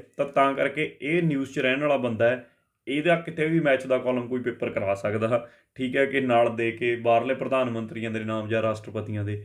ਤਾਂ ਉਸ ਪੁਆਇੰਟ ਆਫ ਵਿਊ ਤੋਂ ਇੰਪੋਰਟੈਂਟ ਹੈ, ਯਾਦ ਰੱਖਿਓ। ਅੱਗੇ 20ਵਾਂ ਕੁਐਸਚਨ ਆ ਗਿਆ, ਕਹਿੰਦਾ 2 ਜਨਵਰੀ ਸੀ 2021, ਠੀਕ ਹੈ, ਉਹਦੇ 'ਚ ਸਾਡੇ ਪ੍ਰਧਾਨ ਮੰਤਰੀ ਨੇ ਟ੍ਰਿਬਿਊਟ ਪੇ ਕੀਤਾ to the social reformer and the freedom fighter Shri Mannathu Padmanabhan, ਜਾਂ ਜੋ ਵੀ ਨਾਮ ਆ ਇਹਨਾਂ ਦਾ, ਪਦਮਾਨਾਭਨ, ਜੋ ਵੀ ਨਾਭਨ ਬਣਦਾ, ਪਦਮਾਨਾਭਨ। ਤਾਂ ਵਿਚ Indian state was he from, ਕਿੱਥੋਂ ਬਿਲੋਂਗ ਕਰਦਾ ਸੀ? ਇਹਦਾ ਸਵਾਲ ਬੜਾ ਸੌਖਾ, ਬਿਲੋਂਗ ਕਰਦੇ ਸੀ ਕੇਰਲਾ ਤੋਂ। ਸੋਸ਼ਲ ਰਿਫਾਰਮਰ ਸੀਗੇ, ਠੀਕ ਹੈ, ਸੋਸ਼ਲ ਰਿਫਾਰਮਰ ਸੀ, ਫਰੀडम ਫਾਈਟਰ ਕਹਿ ਸਕਦੇ ਹੋ। ਇੱਕ ਕਮਿਊਨਿਟੀ ਆ ਉੱਥੇ, ਨੈਰ ਕਮਿਊਨਿਟੀ, ਠੀਕ ਹੈ, ਮਤਲਬ ਇਸ ਕਮਿਊਨਿਟੀ ਦੇ ਲੋਕ ਉੱਥੇ ਰਹਿੰਦੇ ਨੇ। ਪਹਿਲਾਂ ਆਪਾਂ ਨੂੰ ਪੰਜਾਬੀ 'ਚ ਵੀ ਪੜ੍ਹ ਲੈਂਦੇ ਹਾਂ ਕਿ 2 ਜਨਵਰੀ 2021 ਨੂੰ ਪ੍ਰਧਾਨ ਮੰਤਰੀ ਨੇ ਸਮਾਜ ਸੁਧਾਰਕ ਅਤੇ ਸੁਤੰਤਰਤਾ ਸੈਨਾਨੀ ਸ਼੍ਰੀ ਮਨੰਥੂ ਪਦਮਾਨਾਭਨ ਨੂੰ ਸ਼ਰਧਾਂਜਲੀ ਭੇਟ ਕੀਤੀ ਹੈ। ਸ਼ਰਧਾਂਜਲੀ ਭੇਟ ਕੀਤੀ ਹੈ ਤਾਂ ਉਹ ਭਾਰਤ ਦੇ ਕਿਹੜੇ ਪ੍ਰਦੇਸ਼ ਦਾ ਰਹਿਣ ਵਾਲਾ ਸੀ ਜਾਂ ਕਿਹੜੀ ਸਟੇਟ ਦਾ ਰਹਿਣ ਵਾਲਾ ਸੀ? ਤਾਂ ਤਾਮਿਲਨਾਡੂ। ਪ੍ਰਾਈਮ ਮਿਨਿਸਟਰ ਦੇ ਨਾਲ ਰਿਲੇਟਡ ਚੀਜ਼ ਆ ਗਈ, ਪ੍ਰਧਾਨ ਮੰਤਰੀ ਦੇ ਤਾਂ ਇੰਪੋਰਟੈਂਟ ਹੋ ਗਈ। ਪੁੱਛ ਸਕਦੇ ਨੇ ਕਿ ਕੌਣ ਸੀਗਾ ਇਹ ਬੰਦਾ, ਠੀਕ ਹੈ, ਕੋਈ ਪੋਇਟ ਸੀ, ਕੋਈ ਰਾਈਟਰ ਸੀ, ਕੌਣ ਸੀ? ਤਾਂ ਯਾਦ ਰੱਖਿਓ ਇਹ ਇੱਕ ਸਮਾਜ ਸੁਧਾਰਕ ਸੀਗਾ, ਸੋਸ਼ਲ ਰਿਫਾਰਮਰ ਸੀ, ਫਰੀडम ਫਾਈਟਰ ਵੀ ਸੀ, ਜਿਹਨੇ ਦੇਸ਼ ਦੀ ਯਾਨੀ ਕਿ ਆਜ਼ਾਦੀ ਦੇ ਵਿੱਚ ਹਿੱਸਾ ਲਿਆ। ਅਤੇ ਅਗਲੀ ਗੱਲ, ਨੈਰ ਕਮਿਊਨਿਟੀ ਤੋਂ ਬਿਲੋਂਗ ਕਰਦਾ ਸੀ। ਨੈਰ ਕਮਿਊਨਿਟੀ ਵਾਸਤੇ ਇਹਨੇ ਕਾਫੀ ਕੁਛ ਕੀਤਾ। ਇੱਕ ਨੈਰ ਸਰਵਿਸ ਸੁਸਾਇਟੀ ਵੀ ਬਣਾਈ ਸੀ ਇਹਨੇ, ਯਾਨੀ ਕਿ ਉਹਨਾਂ ਨੂੰ ਵੈਲਫੇਅਰ ਵਾਸਤੇ। ਚਲੋ ਇਹ ਤਾਂ ਇੰਨਾ ਡੀਪ ਨਹੀਂ ਪੁੱਛਣ ਲੱਗੇ, ਪਰ ਆਹ ਗੱਲਾਂ ਜ਼ਰੂਰ ਯਾਦ ਰੱਖੋ ਕਿ ਕੌਣ ਸੀਗਾ, ਇੰਪੋਰਟੈਂਟ ਸੀ, ਨਿਊਜ਼ ਦੇ ਵਿੱਚ ਸੀ। ਅਗਲਾ ਸਵਾਲ, ਇੰਡੀਆ ਦਾ ਪਹਿਲਾ ਫਸਟ 2 COVID-19 ਵੈਕਸੀਨਸ, ਆਪਾਂ ਨੂੰ ਪਤਾ ਲੱਗਣੇ ਵੀ ਸ਼ੁਰੂ ਹੋ ਗਏ ਸਕੂਲਾਂ ਸਕਾਲਾਂ 'ਚ। ਤਾਂ ਇੱਕ ਤਾਂ ਸਾਡੀ ਕੰਪਨੀ ਹੈਗੀ ਆ ਭਾਰਤ ਬਾਇਓਟੈਕ, ਉਹਦੀ ਵੈਕਸੀਨ ਦਾ ਨਾਮ ਤਾਂ ਹੈਗਾ ਕੋਵੈਕਸਿਨ। ਇੱਕ ਸੀਰਮ ਇੰਸਟੀਚਿਊਟ ਆਫ ਇੰਡੀਆ ਸੁਣਿਆ ਹੋਊਗਾ, ਪੂਨੇ ਵਾਲਾ ਤੁਸੀਂ ਨੇ, ਉਹਦੀ ਵੈਕਸੀਨ ਦਾ ਨਾਮ ਹੈਗਾ ਕੋਵੀਸ਼ੀਲਡ। ਤਾਂ ਪਹਿਲਾਂ ਤਾਂ 2 ਚੀਜ਼ਾਂ ਇੰਪੋਰਟੈਂਟ ਹੋ ਗਈਆਂ ਕਿ ਕੀ ਨਾਮ ਨੇ। ਜਿਹੜੀ ਇੰਡੀਆ 'ਚ 2 ਵੈਕਸੀਨਾਂ ਜਿਹਨੂੰ ਅਪਰੂਵਲ ਮਿਲਿਆ ਹੋਇਆ, ਉਹਨੂੰ ਅਪਰੂਵਲ ਕੌਣ ਦਿੰਦਾ, ਇਹੀ ਇਹਨਾਂ ਨੇ ਪੁੱਛਿਆ, ਠੀਕ ਹੈ। ਅਪਰੂਵਲ ਦੇਣ ਵਾਲਾ ਹੈਗਾ drugs controller general of India. ਬੜਾ ਇੰਪੋਰਟੈਂਟ ਸਵਾਲ ਹੈ, ਕਿਸੇ ਨਾ ਕਿਸੇ ਪੇਪਰ 'ਚ ਤਾਂ ਆਊਗਾ ਹੀ, ਠੀਕ ਹੈ, ਕਿ ਕੌਣ ਅਪਰੂਵ ਕਰਦਾ ਹੈ, ਜਾਂ 1-2 'ਚ ਬਣ ਕੇ ਆ ਸਕਦਾ ਕਿ ਅਪਰੂਵਲ ਕਿੱਥੋਂ ਕਿਵੇਂ ਦਿੱਤਾ ਜਾਂਦਾ। ਤਾਂ ਐਮਰਜੈਂਸੀ ਵਰਤੋਂ ਲਈ ਭਾਰਤ ਦੇ ਪਹਿਲੇ 2 COVID-19 ਟੀਕੇ ਭਾਰਤ ਬਾਇਓਟੈਕ ਦਾ ਕੋਵੈਕਸਿਨ ਅਤੇ ਸੀਰਮ ਇੰਸਟੀਚਿਊਟ ਆਫ ਇੰਡੀਆ ਦਾ ਸਾਡੇ ਕੋਲ ਕਿਹੜਾ ਗਾ, ਕੋਵੀਸ਼ੀਲਡ, ਕਿਸ ਅਥਾਰਟੀ ਦੁਆਰਾ ਮਨਜ਼ੂਰ ਕੀਤੇ ਗਏ ਹਨ? ਤਾਂ ਕਿਹੜੀ ਅਥਾਰਟੀ ਆ? Drugs controller general of India, ਜਿਹਨੇ ਇਹਨਾਂ ਨੂੰ ਅਪਰੂਵ ਕੀਤਾ ਹੈ। ਤਾਂ ਉਮੀਦ ਹੈ ਕਿ ਕਲੀਅਰ ਹੋ ਗਿਆ ਹੋਊਗਾ। ਭਾਰਤ ਬਾਇਓਟੈਕ ਸਾਡੀ ਕਿੱਥੇ ਹੈ? ਹੈਦਰਾਬਾਦ 'ਚ ਹੈ, ਯਾਦ ਰੱਖਿਓ। ਅਤੇ ਸੀਰਮ ਇੰਸਟੀਚਿਊਟ ਕਿੱਥੇ ਹੈ? ਪੂਨੇ 'ਚ ਆ। ਸੀਰਮ ਬਾਰੇ ਤਾਂ ਪੱਕਾ ਹੀ ਪੁੱਛਿਆ ਜਾ ਸਕਦਾ, ਬਹੁਤ ਨਿਊਜ਼ ਦੇ ਵਿੱਚ ਰਹਿੰਦਾ ਇੰਸਟੀਚਿਊਟ ਵੀ। ਤਾਂ ਉਮੀਦ ਹੈ ਕਿ ਤੁਹਾਨੂੰ ਕਲੀਅਰ ਹੋ ਗਿਆ ਹੋਊਗਾ। ਅੱਗੇ ਚੱਲਦੇ ਹਾਂ। ਇਹਨਾਂ ਦੇ ਵਿੱਚੋਂ which of the following has recently launched digital payment index to track transactions. ਹੇਠ ਲਿਖਿਆਂ ਵਿੱਚੋਂ ਕਿਸ ਨੇ ਲੈਣ ਦੇਣ ਨੂੰ ਲੈ ਕੇ ਉਹਨੂੰ ਟਰੈਕ ਕਰਨ ਲਈ ਹਾਲ ਹੀ ਵਿੱਚ ਡਿਜੀਟਲ ਪੇਮੈਂਟ ਇੰਡੈਕਸ ਲਾਂਚ ਕੀਤਾ ਹੈ? ਠੀਕ ਹੈ, ਇਹ ਲਾਂਚ ਕੀਤਾ RBI ਨੇ। RBI ਨੇ ਲਾਂਚ ਕੀਤਾ, ਠੀਕ ਹੈ। ਅਤੇ RBI ਬਾਰੇ 2-4 ਗੱਲਾਂ ਜ਼ਰੂਰ ਯਾਦ ਰੱਖਿਓ ਕਿ RBI ਕਦੋਂ ਬਣਿਆ ਸੀ, ਪੇਪਰ ਪੁੱਛ ਲੈਂਦਾ ਹੈ, 1 ਅਪ੍ਰੈਲ 1935 ਨੂੰ। ਦੂਜੀ ਗੱਲ, ਹੈੱਡਕੁਆਟਰ ਕਿੱਥੇ ਹੈ? ਮੁੰਬਈ ਦੇ ਵਿੱਚ, ਠੀਕ ਹੈ ਜੀ। ਇਹਦਾ ਗਵਰਨਰ ਕੌਣ ਹੈ? ਉਹਨਾਂ ਦਾ ਨਾਮ ਹੈਗਾ ਸ਼ਕਤੀ ਕਾਂਤਾ ਦਾਸ। ਸ਼ਕਤੀ ਕਾਂਤਾ ਦਾਸ। ਆਹ 3 ਗੱਲਾਂ ਤਾਂ ਜ਼ਰੂਰ ਪਤਾ ਹੋਣ, ਹੋਰ ਕੁਝ ਪਤਾ ਹੋਵੇ ਨਾ ਹੋਵੇ, ਕਿਉਂਕਿ ਆਹ ਤਾਂ ਆਮ ਹੀ ਪੇਪਰਾਂ 'ਚ ਪੁੱਛੀਆਂ ਜਾਂਦੀਆਂ ਨੇ, ਠੀਕ ਹੈ। ਅਤੇ ਇਹ ਹੁਣ ਰੀਸੈਂਟਲੀ ਇਹਨਾਂ ਨੇ ਲਾਂਚ ਕੀਤਾ ਹੈ ਤਾਂ ਕਿ ਡਿਜੀਟਲ ਪੇਮੈਂਟ ਇੰਡੈਕਸ ਦਾ ਮੇਨ ਇਹੀ ਹੈ ਕਿ ਜਿਹੜੀਆਂ ਔਨਲਾਈਨ ਟ੍ਰਾਂਜੈਕਸ਼ਨਾਂ ਹੁੰਦੀਆਂ ਨੇ ਇਹਨਾਂ ਨੂੰ ਟਰੈਕ ਕਰਿਆ ਜਾਵੇ ਕਿ ਕੋਈ ਗੜਬੜੀਆਂ ਤਾਂ ਨਹੀਂ ਕਰਦਾ ਇਹਦੇ ਵਿੱਚ, ਹੈ ਨਾ। ਇੰਨੀਆਂ ਟ੍ਰਾਂਜੈਕਸ਼ਨਾਂ ਹੋ ਰਹੀਆਂ, ਨਾਲ ਦੀ ਨਾਲ ਇਨਕਮ ਟੈਕਸ ਵਾਲੇ ਉਹਨੂੰ ਫਿਰ ਭੇਜ ਦੇਣ ਚਿੱਠਾ ਉਹਦੇ ਘਰੇ, ਤਾਂ ਉਸ ਪਰਪਸ ਲਈ ਇਹਦਾ ਮੇਨ ਮੋਟਿਵ ਹੈ। ਅੱਗੇ ਆ ਜਾਓ, 23ਵਾਂ ਕੁਐਸਚਨ ਇੰਪੋਰਟੈਂਟ ਹੈ। 23ਵਾਂ ਕੁਐਸਚਨ ਕੀ ਕਹਿ ਰਿਹਾ? ਭਾਰਤ ਇਲੈਕਟ੍ਰੋਨਿਕਸ ਲਿਮਿਟਿਡ, ਬੇਲ ਫੇਰ ਆ ਗਈ well has signed agreement with which of the following for indigenously developed light amplification by stimulated emission of radiation dazzlers, ਜਿਹਨੂੰ ਲੇਜ਼ਰ ਦੀ ਫੁੱਲ ਫਾਰਮ ਹੀ ਹੁੰਦੀ ਹੈ light ਐਂਪਲੀਫਿਕੇਸ਼ਨ bye ਸਟਿਮੂਲੇਟਡ emission of radiation. ਇਹ laser ਦੀ full form ਹੈ। ਡੈਜ਼ਲਰਸ ਆਪਣੇ ਆਪ 'ਚ ਡੈਜ਼ਲਰ ਕੋਈ ਚੀਜ਼ ਹੈ, ਰੇਡੀਏਸ਼ਨ ਡੈਜ਼ਲਰ ਜਿਹਨੂੰ ਆਪਾਂ ਡੈਜ਼ਲਰ ਕਹਿ ਸਕਦੇ ਹਾਂ। ਆਹ ਹੈ ਡੈਜ਼ਲਰ ਜਿਹੜਾ ਚਮਕ ਰਿਹਾ ਤੁਹਾਡੀ ਗੱਡੀ ਦੇ ਉੱਤੇ, ਇੰਡੀਅਨ ਆਰਮੀ ਦੀ ਜਾਂ ਕਿਸੇ ਵੀ ਆਰਮੀ ਦੇ ਉੱਪਰ ਲੱਗਿਆ ਹੋਇਆ। ਹੁਣ ਪਹਿਲਾਂ ਤਾਂ ਸਵਾਲ ਦਾ ਆਨਸਰ ਕਰ ਲਈਏ ਕਿ ਇਹ ਕੀ ਹੈ, ਕਿਹਦੇ ਨਾਲ ਰਲ ਕੇ ਹੈ? ਤਾਂ ਇੰਡੀਅਨ ਨੇਵੀ ਨਾਲ ਰਲ ਕੇ ਹੋਇਆ ਇਹ ਪੂਰੀ ਕਾਰਵਾਈ। ਹੈ ਕੀ ਹੈ ਐਕਚੁਅਲ ਦੇ ਵਿੱਚ? ਦੇਖੋ, ਇਹਦਾ ਕੁਛ ਵੀ ਮੋਟਿਵ ਨਹੀਂ ਹੈਗਾ। ਇੱਕ ਮੈਥਡ ਹੈ ਇੱਕ ਤਰੀਕਾ ਹੈ। ਪਹਿਲਾਂ ਇਹ ਵੀ ਦੇਖ ਲਓ, ਪੰਜਾਬੀ 'ਚ ਵੀ ਦੇਖ ਲਓ, ਕਿਉਂਕਿ ਪੰਜਾਬੀ ਵਾਲੇ ਗੁੱਸੇ ਹੋ ਜਾਣਗੇ ਨਹੀਂ ਫਿਰ। ਭਾਰਤ ਇਲੈਕਟ੍ਰੋਨਿਕਸ ਲਿਮਿਟਿਡ ਨੇ ਰੇਡੀਏਸ਼ਨ ਡੈਜ਼ਲਰਸ ਦੁਆਰਾ ਸਟਿਕੂਲੇਟਿਡ ਐਮਿਸ਼ਨ ਦੇ ਸਵਦੇਸ਼ੀ ਵਿਕਸਿਤ ਲਾਈਟ ਐਂਪਲੀਫਿਕੇਸ਼ਨ ਲਈ ਹੇਠ ਲਿਖਿਆਂ ਵਿੱਚੋਂ ਕਿਸ ਨਾਲ ਸਮਝੌਤਾ ਕੀਤਾ ਹੈ। ਮਤਲਬ ਉਹੀ ਪੰਜਾਬੀ 'ਚ ਲਿਖੀਆਂ ਹੋਈਆਂ, ਕਿਉਂਕਿ ਅੰਗਰੇਜ਼ੀ ਦੀ ਜਿਹੜੀ ਚੀਜ਼ ਉਹ ਤਾਂ ਐਂਪਲੀਫਿਕੇਸ਼ਨ ਦਾ ਐਂਪਲੀਫਿਕੇਸ਼ਨ ਹੀ ਲਿਖੀ ਜਾਊਗੀ। ਹੁਣ ਇੰਡੀਅਨ ਨੇਵੀ ਦੇ ਨਾਲ, ਇਹ ਤਾਂ ਯਾਦ ਰੱਖਿਓ। ਹੁਣ ਮੈਂ ਪਰਪਸ ਦੱਸ ਰਿਹਾ ਸੀ ਕਿ ਇਹਦਾ ਰੋਲ ਕੀ ਹੈ। ਕੁਛ ਨਹੀਂ ਹੈਗਾ, ਵਾਰਨਿੰਗ ਦੇਣ ਵਾਸਤੇ ਹੈ। ਜਿਵੇਂ ਹੁਣ ਕੋਈ ਤੁਸੀਂ ਕਹਿ ਲਓ ਕਿ ਕੋਈ ਬੋਟ ਜਾਂ ਕੋਈ ਸ਼ਿਪ ਰਾਤ ਨੂੰ ਪਾਣੀ ਦੇ ਵਿੱਚ ਆ ਗਿਆ ਜਾਂ ਦਿਨੇ ਹੀ ਆ ਗਿਆ, ਉਹਦੇ 'ਤੇ ਪਹਿਲਾਂ ਹਮਲਾ ਕਰਨ ਤੋਂ ਪਹਿਲਾਂ, ਉਹਤੇ ਗੋਲੀਆਂ ਕੋਈ ਬਰੂਦ ਚਲਾਉਣ ਤੋਂ ਪਹਿਲਾਂ ਉਹਨੂੰ ਵਾਰਨਿੰਗ ਦੇਣੀ ਵੀ ਰੁਕ ਜਾ, ਖੜ ਜਾ, ਅਸੀਂ ਤੈਨੂੰ ਚੈੱਕ ਕਰਨਾ ਚਾਹੁੰਦੇ ਹਾਂ ਕੁਛ ਵੀ, ਠੀਕ ਹੈ। ਕੋਈ ਵੀ ਸਸਪੀਸ਼ੀਅਸ ਵਹੀਕਲ ਆ ਜਾਂਦਾ ਇਹੋ ਜਿਹਾ ਜਿਹਤੇ ਸ਼ੱਕ ਹੁੰਦਾ, ਤਾਂ ਵਾਰਨਿੰਗ 'ਤੇ ਸਟਾਪ ਕਰਨ ਵਾਸਤੇ ਹੈ ਇਹ, ਕਿ ਸਿੱਧਾ ਉਹਨੂੰ ਵਾਰਨਿੰਗ 'ਤੇ ਸਟਾਪ ਕੀਤਾ ਜਾ ਸਕੇ ਦੇ ਕੇ। ਤਾਂ ਇਹ ਵੀ ਕਾਫੀ ਇੰਪੋਰਟੈਂਟ ਹੈ, ਯਾਦ ਰੱਖਿਓ ਕਿ ਕੀ ਚੀਜ਼ ਹੁੰਦੀ ਹੈ ਲੇਜ਼ਰ ਡੈਜ਼ਲਰ ਅਤੇ ਇਹਨਾਂ ਦਾ ਕੰਮ ਕੀ ਹੈ। ਅਗਲਾ, ਹੁਣੀ recently among the following which Asian country has selected co-chair of IUCAN supported Asia Protected Area Partnership for a period of 3 years। Important ਸਵਾਲ ਹੈ। ਇੰਡੀਆ ਨੂੰ ਚੁਣਿਆ ਗਿਆ, ਠੀਕ ਹੈ। ਕਿਹਨੂੰ ਰਿਪਲੇਸ ਕੀਤਾ ਇੰਡੀਆ ਨੇ? ਰਿਪਲੇਸ ਕੀਤਾ ਸਾਊਥ ਕੋਰੀਆ ਨੂੰ। ਪਹਿਲਾਂ ਸਾਊਥ ਕੋਰੀਆ ਸੀ, ਸਾਊਥ ਕੋਰੀਆ ਨੂੰ ਰਿਪਲੇਸ ਕਰਕੇ ਇੰਡੀਆ ਨੂੰ ਚੁਣਿਆ ਗਿਆ। ਮਕਸਦ ਕੀ ਹੈ? IUCAN ਇੱਕ ਸੰਸਥਾ ਹੈ ਸਾਡੇ ਕੋਲੇ, ਠੀਕ ਹੈ। ਇਹਨੂੰ ਪੰਜਾਬੀ 'ਚ ਵੀ IUCAN ਹੀ ਬੋਲਦੇ ਨੇ ਵੈਸੇ, ਠੀਕ ਹੈ। ਇੱਥੇ ਲਿਖਿਆ ਹੋਇਆ ਹਾਲ ਹੀ ਵਿੱਚ ਇਹਨਾਂ ਵਿੱਚੋਂ ਕਿਸ ਏਸ਼ੀਆਈ ਦੇਸ਼ ਨੂੰ ਨਵੰਬਰ 2023 ਤੱਕ 3 ਸਾਲਾਂ ਦੀ ਮਿਆਦ ਲਈ IUCAN ਸਹਿਯੋਗੀ ਏਸ਼ੀਆ ਪ੍ਰੋਟੈਕਟਡ ਏਰੀਆ ਪਾਰਟਨਰਸ਼ਿਪ ਦਾ ਸਹਿ ਪ੍ਰਧਾਨ ਚੁਣਿਆ ਗਿਆ ਹੈ? ਇੰਡੀਆ ਨੂੰ। ਇਹ ਇੱਕ ਸੰਸਥਾ ਹੈ, ਕਿੱਥੇ ਹੈ? ਜੇ ਤੁਹਾਨੂੰ ਪੁੱਛ ਲਿਆ ਜਾਵੇ ਕਿ ਹੈ ਕਿੱਥੇ ਹੈ ਇਹ ਸੰਸਥਾ, ਇਹ ਸੰਸਥਾ ਹੈਗੀ ਆ IUCAN ਬੇਸਿਕਲੀ ਇੰਗਲੈਂਡ ਦੇ ਵਿੱਚ ਮਿਲਦੀ ਹੈ, ਠੀਕ ਹੈ, ਸਵਿਟਜ਼ਰਲੈਂਡ ਦੇ ਵਿੱਚ ਹੀ ਹੈ। ਇਹ ਸੰਸਥਾ ਕੀ ਕਰਦੀ ਹੈ ਜਿਹੜੀ IUCAN ਹੈ? ਇਹ ਨਾ ਇੱਕ ਸੂਚੀ ਜਿਹੀ ਜਾਰੀ ਕਰਦੀ ਹੈ ਜਿਹਦੇ ਨਾਲ ਕਿ ਜਿਹੜੇ ਸਾਡੇ ਕੋਲੇ ਐਨੀਮਲ ਜਾਂ ਤੁਸੀਂ ਕਹਿ ਲਓ ਬਰਡ ਨੇ, ਪੰਛੀ ਹੈਗੇ ਨੇ, ਇਹਨਾਂ ਨੂੰ ਬਚਾਉਣ ਦੇ ਲਈ, ਜਿਵੇਂ ਵਲਨਰੇਬਲ ਕੈਟਾਗਰੀ ਕਹਿ ਦਿੰਦੀ ਹੈ ਕਿਤੇ, ਇਹ ਕਿਸੇ ਨੂੰ ਕਹਿ ਦਿੰਦੀ ਹੈ ਇਹ ਕ੍ਰਿਟੀਕਲ ਐਂਡੇਂਜਰਡ ਹੈ, ਠੀਕ ਹੈ, ਕਿਸੇ ਨੂੰ ਐਂਡੇਂਜਰਡ ਕੈਟਾਗਰੀ 'ਚ ਪਾ ਦਿੰਦੀ ਹੈ। ਕਹਿਣ ਦਾ ਮਤਲਬ ਕੀ ਹੈ? ਜਿਵੇਂ ਕ੍ਰਿਟੀਕਲ ਐਂਡੇਂਜਰ 'ਚ ਪਾਤਾ ਤਾਂ ਉਹਦੀ ਖਾਸੀ ਹਾਲਤ ਪਤਲੀ ਹੈ, ਮਤਲਬ ਉਹ ਖਤਮ ਹੋਣ ਦੇ ਕੰਢੇ ਆਇਆ ਪਿਆ। ਜਿਵੇਂ ਗ੍ਰੇਟ ਇੰਡੀਅਨ ਬਸਟਰਡ ਸੀ ਸਾਡਾ ਰਾਜਸਥਾਨ 'ਚ, ਉਹਦਾ ਬਿਲਕੁਲ ਥੋੜ੍ਹੇ ਜਿਹੇ ਰਹਿ ਗਏ ਸੀ, ਖਤਮ ਹੋ ਚੱਲੇ ਸੀ, ਉਹਨੂੰ ਇਹਨੇ ਕ੍ਰਿਟੀਕਲ ਐਂਡੇਂਜਰਡ ਦੀ ਲਿਸਟ 'ਚ ਪਾਤਾ, ਤਾਂ ਉਹ ਸਰਕਾਰ ਦੀ ਨਿਗਾਹ 'ਚ ਆ ਜਾਂਦਾ ਵੀ ਹੁਣ ਇਹਨੂੰ ਬਚਾਇਆ ਜਾਵੇ। ਹੁਣ ਉਹਨੂੰ ਬਚਾਉਣ ਵਾਸਤੇ ਕਿੰਨੇ ਪ੍ਰੋਜੈਕਟ ਚੱਲ ਰਹੇ ਨੇ, ਤਾਂ ਇਹ ਇਸ ਪਰਪਸ ਵਾਸਤੇ ਸੰਸਥਾ ਕੰਮ ਕਰਦੀ ਹੈ, ਸਮਝ ਗਏ। ਐਵੇਂ ਦੀ ਇਹ ਘੱਟੋ ਘੱਟ 9 ਲਿਸਟਾਂ ਬਣਾਈਆਂ ਹੋਈਆਂ ਨੇ ਇਹਨੇ, ਕਿਸੇ ਨੂੰ ਵਲਨਰੇਬਲ 'ਚ ਪਾਉਣਾ, ਕਿਸੇ ਨੂੰ ਕ੍ਰਿਟੀਕਲ ਐਂਡੇਂਜਰ, ਕਿਸੇ ਨੂੰ ਐਂਡੇਂਜਰਡ 'ਚ ਪਾ ਦੇਣਾ, ਕਿਸੇ ਦਾ ਲੀਸਟ ਕੰਸਰਨ, ਕਿਸੇ ਨੂੰ ਗਿਣਦਾ ਹੀ ਨਹੀਂ, ਜਿਹਦੇ ਬਾਰੇ ਇਨਫੋਰਮੇਸ਼ਨ ਨਹੀਂ ਹੈਗੀ ਉਹਨੂੰ ਫਿਰ ਕਾਊਂਟ ਹੀ ਨਹੀਂ ਕਰਦੇ ਕਿਸੇ ਪਾਸੇ। ਤਾਂ ਇਸ ਹਿਸਾਬ ਨਾਲ, ਠੀਕ ਹੈ, ਤਾਂ ਇਹਦਾ ਸਹਿਯੋਗੀ ਮੈਂਬਰ ਬਣਿਆ ਇੰਡੀਆ, ਤਾਂ ਤੁਹਾਨੂੰ ਪਤਾ ਹੋਣਾ ਚਾਹੀਦਾ। ਅੱਗੇ ਆ ਜਾਓ ਅਗਲੇ ਕੁਐਸਚਨ 'ਤੇ। ਕੁਐਸਚਨ ਨੰਬਰ ਆ ਗਿਆ ਸਾਡੇ ਕੋਲੇ ਜੀ 25। ਹੁਣੇ ਇੰਡੀਆ ਦਾ ਪਹਿਲਾ ਕਲਚਰਲ ਡਿਪਲੋਮੈਟ ਵਾਪਸ ਮੁੜ ਕੇ ਆਇਆ ਇੰਡੀਆ 'ਚ 3 ਸਾਲਾਂ ਬਾਅਦ, ਕਿਹੜੀਆਂ ਕੰਟਰੀਆਂ ਤੋਂ? ਹੁਣ ਇਹ ਕੀ ਹੈ ਇਹਦੇ ਬਾਰੇ ਜਾਣਦੇ ਹਾਂ, ਠੀਕ ਹੈ। ਹੁਣ ਉਸ ਬੰਦੇ ਦਾ ਨਾਮ ਪਿੱਛੇ ਦੇ ਚਰਚਾ 'ਚ ਸੀ, ਨਾਮ ਵੀ ਕੀ ਹੈ ਉਹਦਾ? ਡਾਕਟਰ ਮੋਕਸਰਾਜ ਨਾਮ ਸੀਗਾ। USA ਤੋਂ ਮੁੜ ਕੇ ਆਇਆ, ਪਹਿਲੀ ਗੱਲ ਇਹ ਵੀ ਯਾਦ ਰੱਖਿਓ, ਠੀਕ ਹੈ। ਕਿਹਦੇ ਲਈ?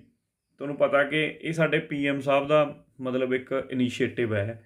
ਇਹਨਾਂ ਨੇ ਜਿਹੜੇ ਸਾਡੇ ਇੱਥੇ ਕਿਸੇ ਚੰਗੇ ਟੀਚਰ ਨੇ, ਸੰਸਕ੍ਰਿਤ, ਹਿੰਦੀ, ਸਾਡੇ ਇੰਡੀਅਨ ਕਲਚਰ ਨੂੰ, ਯੋਗਾ, ਜਿਵੇਂ ਯੋਗਾ ਵੈਦਿਕ ਡਾਕਟਰਾਈਨ ਹੋ ਗਈ, ਯੋਗਾ ਨੂੰ ਲੈ ਕੇ ਇਹ ਚੀਜ਼ਾਂ ਪੜ੍ਹਾਉਣ ਵਾਸਤੇ ਬਾਹਰਲੇ ਮੁਲਕਾਂ ਦੇ ਵਿੱਚ ਐਵੇਂ ਡਿਪਲੋਮੈਟ ਭੇਜੇ ਹੋਏ ਸੀਗੇ। ਤਾਂ ਇਹ ਆਪਦਾ 3 ਸਾਲ ਦਾ ਕਾਰਜ ਪੂਰਾ ਕਰਕੇ ਉੱਥੇ, ਮਤਲਬ ਜਿਸ ਪ੍ਰੋਜੈਕਟ ਲਈ ਗਿਆ ਸੀ, ਪੂਰਾ ਕਰਕੇ ਵਾਪਸ ਆਇਆ, ਇਸ ਕਰਕੇ ਨਿਊਜ਼ ਦੇ ਵਿੱਚ ਸੀਗਾ। ਤਾਂ ਯਾਦ ਰੱਖਿਓ ਕਿੱਥੋਂ ਆਇਆ? USA ਤੋਂ, ਨਾਮ ਸੀਗਾ ਡਾਕਟਰ ਮੋਕਸ ਰਾਜ। ਅੱਗੇ 3 ਜਨਵਰੀ 2021 ਨੂੰ ਨੇਸ਼ਨ ਨੇ ਸੈਲੀਬ੍ਰੇਟ ਕੀਤਾ ਬਰਥ ਐਨਵਰਸਰੀ ਆਫ ਸਵਿਤਰੀ ਬਾਈ ਫੂਲੇ। ਨਾਮ ਤਾਂ ਤੁਸੀਂ ਨੇ ਸੁਣਿਆ ਹੀ ਹੋਊਗਾ, ਬਹੁਤ ਇੰਪੋਰਟੈਂਟ ਨਾਮ ਆ। ਜਿਹਨੂੰ ਕੀ ਕਿਹਾ ਜਾਂਦਾ? ਹੋਰ ਬੜਾ ਇੰਪੋਰਟੈਂਟ ਚੀਜ਼ ਹੈ, ਇਹਨੂੰ ਕਿਹਾ ਜਾਂਦਾ ਮਦਰ ਆਫ ਇੰਡੀਅਨ ਫੈਮਿਨਿਜ਼ਮ। ਹੋਰ ਇਹਨੂੰ ਕੀ ਕਿਹਾ ਜਾਂਦਾ? ਪਹਿਲੀ ਵੂਮਨ ਟੀਚਰ ਆਫ ਇੰਡੀਆ। ਜਿੰਨੀਆਂ ਚੀਜ਼ਾਂ ਨੇ ਸਾਰੀਆਂ ਨੋਟ ਕਰ ਲਓ, ਕਿਸੇ ਵੀ ਵੇ 'ਚ ਪੇਪਰ 'ਚ ਪੁੱਛਿਆ ਜਾ ਸਕਦਾ, ਠੀਕ ਹੈ। ਕਾਫੀ ਇੰਪੋਰਟੈਂਟ ਸਵਾਲ ਹੈ। 26ਵਾਂ, ਠੀਕ ਹੈ, ਜਿਹੜਾ ਆਪਾਂ ਡਿਸਕਸ ਕਰ ਰਹੇ ਹਾਂ। ਮਹਾਰਾਸ਼ਟਰਾ ਤੋਂ ਸੀ, ਸੋਸ਼ਲ ਰਿਫਾਰਮਰ ਸੀ, ਵਿਮਨ ਐਮਪਾਵਰਮੈਂਟ ਨੂੰ ਲੈ ਕੇ ਕਿ ਵਿਮਨ ਦਾ ਕਿਵੇਂ ਕੱਦ ਉੱਪਰ ਚੱਕਿਆ ਜਾਵੇ, ਉਹਨਾਂ ਨੂੰ ਐਜੂਕੇਸ਼ਨ ਪ੍ਰੋਵਾਈਡ ਕੀਤੀ ਜਾਵੇ, ਹਿਊਮਨ ਯਾਨੀ ਕਿ ਤੁਸੀਂ ਕਹਿ ਲਓ ਕਿ ਮੇਲ ਦੇ ਯਾਨੀ ਕਿ ਬੰਦਿਆਂ ਦੇ ਬਰਾਬਰ ਲਿਆਂਦਾ ਜਾਵੇ, ਇਹਦੇ ਵਿੱਚ ਬਹੁਤ ਕੰਮ ਕੀਤਾ। ਠੀਕ ਹੈ, ਸਾਵਿਤਰੀ ਬਾਈ ਫੂਲੇ ਨੇ ਪੜ੍ਹਾਈ ਦੇ ਵਿੱਚ ਬਹੁਤ ਪੜ੍ਹਾਇਆ ਲੇਡੀਜ਼ ਨੂੰ, ਇਸੇ ਕਰਕੇ ਤਾਂ ਕਹਿੰਦੇ ਨੇ first woman teacher of India. ਤਾਂ ਇਹਨਾਂ ਦੇ ਬਾਰੇ ਜਿੰਨੇ ਇਹਨਾਂ ਦੇ ਨਾਮ ਨੇ ਸਾਰੇ ਯਾਦ ਰੱਖਿਓ, ਇੰਪੋਰਟੈਂਟ ਨੇ। ਠੀਕ ਹੈ, ਅੱਗੇ ਚੱਲਦੇ ਹਾਂ। ਹਾਲ ਹੀ ਦੇ ਵਿੱਚ ਹੇਠ ਦਿੱਤੇ ਸਰਕਾਰੀ PSU ਵਿੱਚੋਂ ਕਿਸ ਨੇ ਪਹਿਲ ਪ੍ਰਯਾਸ ਸ਼ੁਰੂ ਕੀਤੀ ਹੈ? ਇੱਕ ਪਹਿਲ ਲਈ ਹੈ Prayas. Recently which among following PSU started initiative called Prayas initiative ਸ਼ੁਰੂ ਹੋਇਆ। ਕਿਹਨੇ ਕੀਤਾ ਜੀ? ਯਾਦ ਰੱਖਿਓ, ਇੰਡੀਅਨ ਆਇਲ ਨੇ। ਇੰਡੀਅਨ ਆਇਲ ਕਾਰਪੋਰੇਸ਼ਨ ਨੇ ਜਿੰਨੇ ਵੀ ਇਹਨਾਂ ਦੇ ਫਿਊਲ ਸਟੇਸ਼ਨ ਨੇ, ਮਤਲਬ ਜਿੱਥੇ ਪੰਪ ਲੱਗੇ ਹੋਏ ਨੇ, ਉਹਦੇ ਨੇੜੇ ਤੇੜੇ ਜਿਹੜੀਆਂ ਗਰੀਬ ਕਮਿਊਨਿਟੀਜ਼ ਰਹਿੰਦੀਆਂ ਨੇ ਉਹਨਾਂ ਨੂੰ ਕੰਬਲ ਕੁੰਬਲ ਵੰਡਣਾ, ਉਹਨਾਂ ਦੀਆਂ ਲੋੜਾਂ ਜਿੰਨੀ ਕਿ ਪੂਰੇ ਕਰ ਸਕਦੀਆਂ ਨੇ, ਇਹਨਾਂ ਨੇ ਇਹੋ ਜਿਹਾ ਇੱਕ ਇਨੀਸ਼ੀਏਟਿਵ ਸ਼ੁਰੂ ਕੀਤਾ ਜਿਹਨੂੰ ਇਹਨਾਂ ਨੇ ਨਾਮ ਦਿੱਤਾ ਪ੍ਰਯਾਸ। ਤਾਂ ਯਾਦ ਰੱਖਿਆ ਜਾਵੇ, ਇੰਪੋਰਟੈਂਟ ਹੈ। ਸਵਾਲ ਨੰਬਰ 28 ਕਾਫੀ ਇੰਪੋਰਟੈਂਟ ਸਵਾਲ ਹੈ ਪੇਪਰ ਦੇ ਪੁਆਇੰਟ ਆਫ ਵਿਊ ਤੋਂ, ਧਿਆਨ ਨਾਲ। Food safety and standard authority of India ਯਾਨੀ ਕਿ FSSAI ਨੇ ਹਾਲ ਹੀ ਵਿੱਚ ਭੋਜਨ ਵਿੱਚ ਕਿਸ ਦੀ ਸੀਮਾ ਘਟਾ ਦਿੱਤੀ ਹੈ? Has slashed the limit among which of the following food. Protein ਦੀ ਕਿਉਂ ਘਟਾਉਣਗੇ? ਸ਼ੂਗਰ ਘਟਾਈ ਜਾ ਸਕਦੀ ਹੈ, ਜਾਂ ਤਾਂ ਸ਼ੂਗਰ ਹੋਣੀ ਹੈ ਜਾਂ ਟਰਾਂਸ ਫੈਟ। ਸਭ ਤੋਂ ਜ਼ਿਆਦਾ ਖਤਰਨਾਕ ਤਾਂ ਆਹੀ ਹੈ, ਟਰਾਂਸ ਫੈਟ। ਤਾਂ ਟਰਾਂਸ ਫੈਟ ਦੀ ਘਟਾਈ ਹੈ। ਟਰਾਂਸ ਫੈਟ ਆ ਦੇਖ ਸਕਦੇ ਹੋ ਫੋਟੋ 'ਚ, ਬਰਗਰ, ਠੀਕ ਆ, ਜਿਹੜੀਆਂ ਚੀਜ਼ਾਂ ਨੇ ਇਹ ਸਾਰੀਆਂ ਟਰਾਂਸ ਫੈਟ ਨਾਲ ਭਰੀਆਂ ਹੁੰਦੀਆਂ ਨੇ ਸਾਡੇ ਕੋਲੇ। ਤਾਂ ਇਹਦੀ ਕੀ ਘਟਾਤੀ ਆ ਦੇਖੋ, 2021 ਤੱਕ ਤਾਂ ਅਸੀਂ ਨੇ 3% ਤੱਕ ਰਿਡਿਊਸ ਕਰਨੀ ਹੈ। ਠੀਕ ਹੈ, 21 ਦੇ ਲਈ 2022 'ਚ ਇਹ ਲਿਮਿਟ 2% 'ਤੇ ਆ ਜਾਣੀ ਚਾਹੀਦੀ ਹੈ। ਮਤਲਬ ਜਿਹੜੇ ਚੀਜ਼ਾਂ ਬਣਾਉਂਦੇ ਨੇ ਮੈਕਡੀ ਮੁਕਡੀ ਵਰਗੇ, ਤਾਂ ਉਹਨਾਂ ਵਾਸਤੇ ਕੈਪ ਲੱਗ ਚੁੱਕਿਆ ਹੈ ਕਿ ਜਿੰਨੇ ਵੀ ਆਇਲ ਅਤੇ ਫੈਟ ਨੇ ਇਹਨਾਂ ਦੇ ਵਿੱਚ ਟਰਾਂਸ ਫੈਟ ਦੀ ਜਿਹੜੀ ਮਾਤਰਾ ਹੈ 2021 ਦੇ ਵਿੱਚ 3% ਤੱਕ ਤੁਸੀਂ ਰਿਡਿਊਸ ਕਰਨਾ, 21 ਦੇ ਵਿੱਚ, ਅਤੇ 22 'ਚ ਇਹ 2% ਤੱਕ ਰਹਿ ਜਾਣੀ ਚਾਹੀਦੀ ਹੈ। ਸਮਝ ਗਏ? ਇਹ ਬਨਸਪਤੀ ਆਇਲ ਹੋ ਗਿਆ, ਤੁਹਾਡਾ ਐਡੀਬਲ ਰਿਫਾਈਨਡ ਆਇਲ ਹੋ ਗਿਆ, ਬੇਕਰੀ ਵਾਲੀਆਂ ਚੀਜ਼ਾਂ ਆ ਗਈਆਂ, ਇਹਨਾਂ ਦੇ ਉੱਤੇ ਐਪਲੀਕੇਬਲ ਹੁੰਦਾ। ਜਦ ਕਿ WHO ਨੇ, ਜਿਹੜੀ ਵਰਲਡ ਹੈਲਥ ਆਰਗੇਨਾਈਜੇਸ਼ਨ ਹੈ, ਉਹਦਾ ਨਾਅਰਾ ਅਲੱਗ ਹੈ। ਉਹ ਕਹਿੰਦੀ ਹੈ ਕਿ 2023 ਤੱਕ ਐਲੀਮੀਨੇਟ ਕਰ ਦਿਓ ਜਮਾਂ ਹੀ, 2023 ਤੱਕ ਟਰਾਂਸ ਫੈਟ ਗਲੋਬਲੀ ਐਲੀਮੀਨੇਟ ਹੋ ਜਾਣੀ ਚਾਹੀਦੀ ਹੈ। ਤਾਂ ਇੰਪੋਰਟੈਂਟ ਹੈ, ਐਂ ਪੁੱਛ ਲੈਂਦੇ ਨੇ ਕਿ ਕਿਹੜੇ ਸਾਲ ਟਾਰਗੇਟ ਰੱਖਿਆ ਹੋਇਆ ਕੀ ਨੇ। ਜਿਵੇਂ ਇੱਥੇ ਪੁੱਛਣਗੇ ਤੁਹਾਨੂੰ ਕਿ 2022 ਤੱਕ ਦਾ ਕਿੰਨੇ % ਘਟਾਉਣਾ ਟਾਰਗੇਟ ਹੈ, 2021 ਤੱਕ ਕਿੰਨਾ। ਤਾਂ ਇੰਡੀਆ ਵਾਲੇ ਵੀ ਤਾਈਓ ਹੌਲੀ ਹੌਲੀ ਚੱਲ ਰਹੇ ਨੇ, ਸ਼ਾਇਦ 2023 ਤੱਕ ਦੇਖਣਗੇ, ਜੇ ਤਾਂ 22 ਤੱਕ 2% ਤੱਕ ਲੱਗ ਗਿਆ ਫਿਰ ਅਗਲੇ ਸਾਲ 0 ਕਰ ਦੇਣਗੇ, ਨਹੀਂ ਫਿਰ ਕੁਝ ਕਹਿ ਨਹੀਂ ਸਕਦੇ, ਸਮਾਂ ਹੀ ਦੱਸੂਗਾ। ਠੀਕ ਹੈ, ਅੱਗੇ ਆ ਗਿਆ 29ਵਾਂ ਸਵਾਲ। 29 ਸਵਾਲ ਕੀ ਹੈ? ਕਿਹੜੀ ਕੰਟਰੀ ਹੈ ਜਿਹਨੇ ਰੀਸੈਂਟਲੀ ਰੈਟੀਫਾਈ ਕੀਤਾ international protocol to abolish death penalty?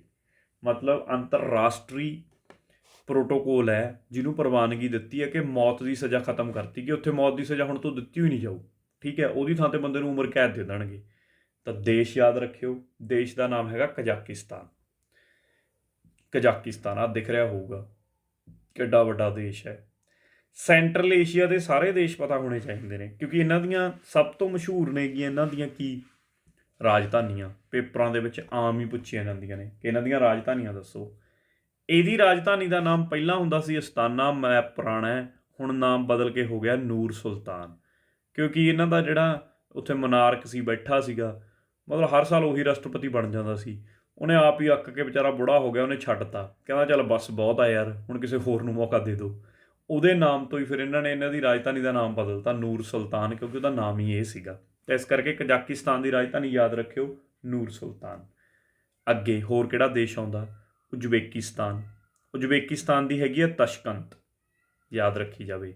Kyrgyzstan, ਇਹਦੀ ਹੈਗੀ ਹੈ ਬਿਸ਼ਕੇਕ।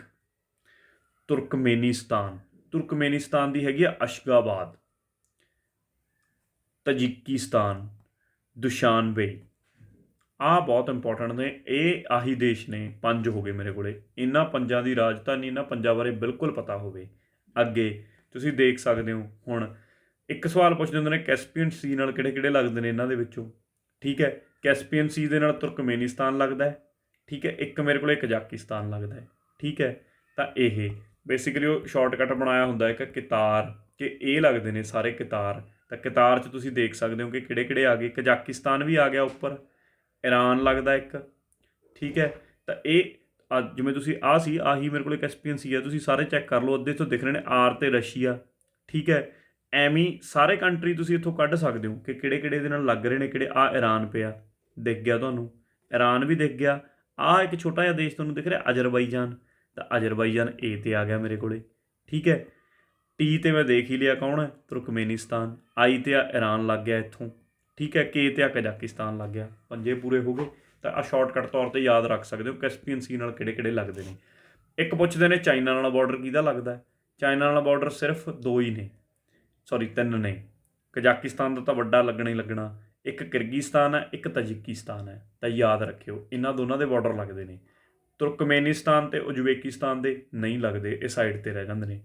ਹੁਣ ਇਹਨਾਂ ਸਾਰਿਆਂ ਦੇ ਵਿੱਚੋਂ ਮਤਲਬ ਇਹੋ ਜਿਹੀ ਸਵਾਲ ਤੁਹਾਡੇ ਤੋਂ ਕਈ ਤਰ੍ਹਾਂ ਦੇ ਪੁੱਛੇ ਜਾ ਸਕਦੇ ਨੇ। ਕਜ਼ਾਕਿਸਤਾਨ ਦੁਨੀਆ ਦਾ ਸਭ ਤੋਂ ਵੱਡਾ ਲੈਂਡ ਲੌਕਡ ਕੰਟਰੀ ਹੈ। ਇਹਦੇ ਆਲੇ ਦੁਆਲੇ ਰਸ਼ੀਆ ਇੱਧਰ ਜਿਹੜਾ ਫਿਰਦਾ, ਠੀਕ ਹੈ। ਤਾਂ ਸਭ ਤੋਂ ਵੱਡਾ ਦੁਨੀਆ ਦਾ ਲੈਂਡ ਲੌਕਡ ਕੰਟਰੀ ਜੇ ਪੁੱਛ ਲਿਆ ਜਾਵੇ ਤਾਂ ਕਿਹੜਾ ਗਾ ਜੀ, ਕਜ਼ਾਕਿਸਤਾਨ। ਤੇ ਕਿੰਨੇ ਫੈਕਟ ਹੋ ਗਏ, ਇਹ ਤਾਂ ਬੜਾ ਇੰਪੋਰਟੈਂਟ ਹੈ, ਮੈਪ ਨੂੰ ਧਿਆਨ ਨਾਲ ਕਵਰ ਕਰਿਓ। ਇੱਥੋਂ ਤਾਂ ਕਈ ਸਵਾਲ ਪੁੱਛੇ ਜਾਂਦੇ ਨੇ ਪੇਪਰਾਂ ਦੇ ਵਿੱਚ। ਉਮੀਦ ਹੈ ਕਿ ਕਲੀਅਰ ਹੋ ਗਏ ਹੋਣਗੇ। ਅੱਗੇ ਚੱਲਦਾ। 4 ਜਨਵਰੀ ਨੂੰ ਇੰਡੀਆ ਨੇ ਲਾਂਚ ਕੀਤਾ 40th scientific expedition to Antarctica. Antarctica 'ਤੇ ਮਤਲਬ ਇਹਨਾਂ ਨੇ ਐਕਸਪੀਡੀਸ਼ਨ ਭੇਜਿਆ। ਕਿਹੜੀ ਵੈਸਲ ਭੇਜੀ ਹੈ? 4 ਜਨਵਰੀ ਨੂੰ ਭਾਰਤ ਨੇ ਅੰਟਾਰਕਟਿਕਾ ਵਿੱਚ 40ਵੀਂ ਵਿਗਿਆਨਿਕ ਮੁਹਿੰਮ ਦੀ ਸ਼ੁਰੂਆਤ ਕੀਤੀ। ਕਿਸ ਜਹਾਜ਼ ਦੇ ਨਾਲ?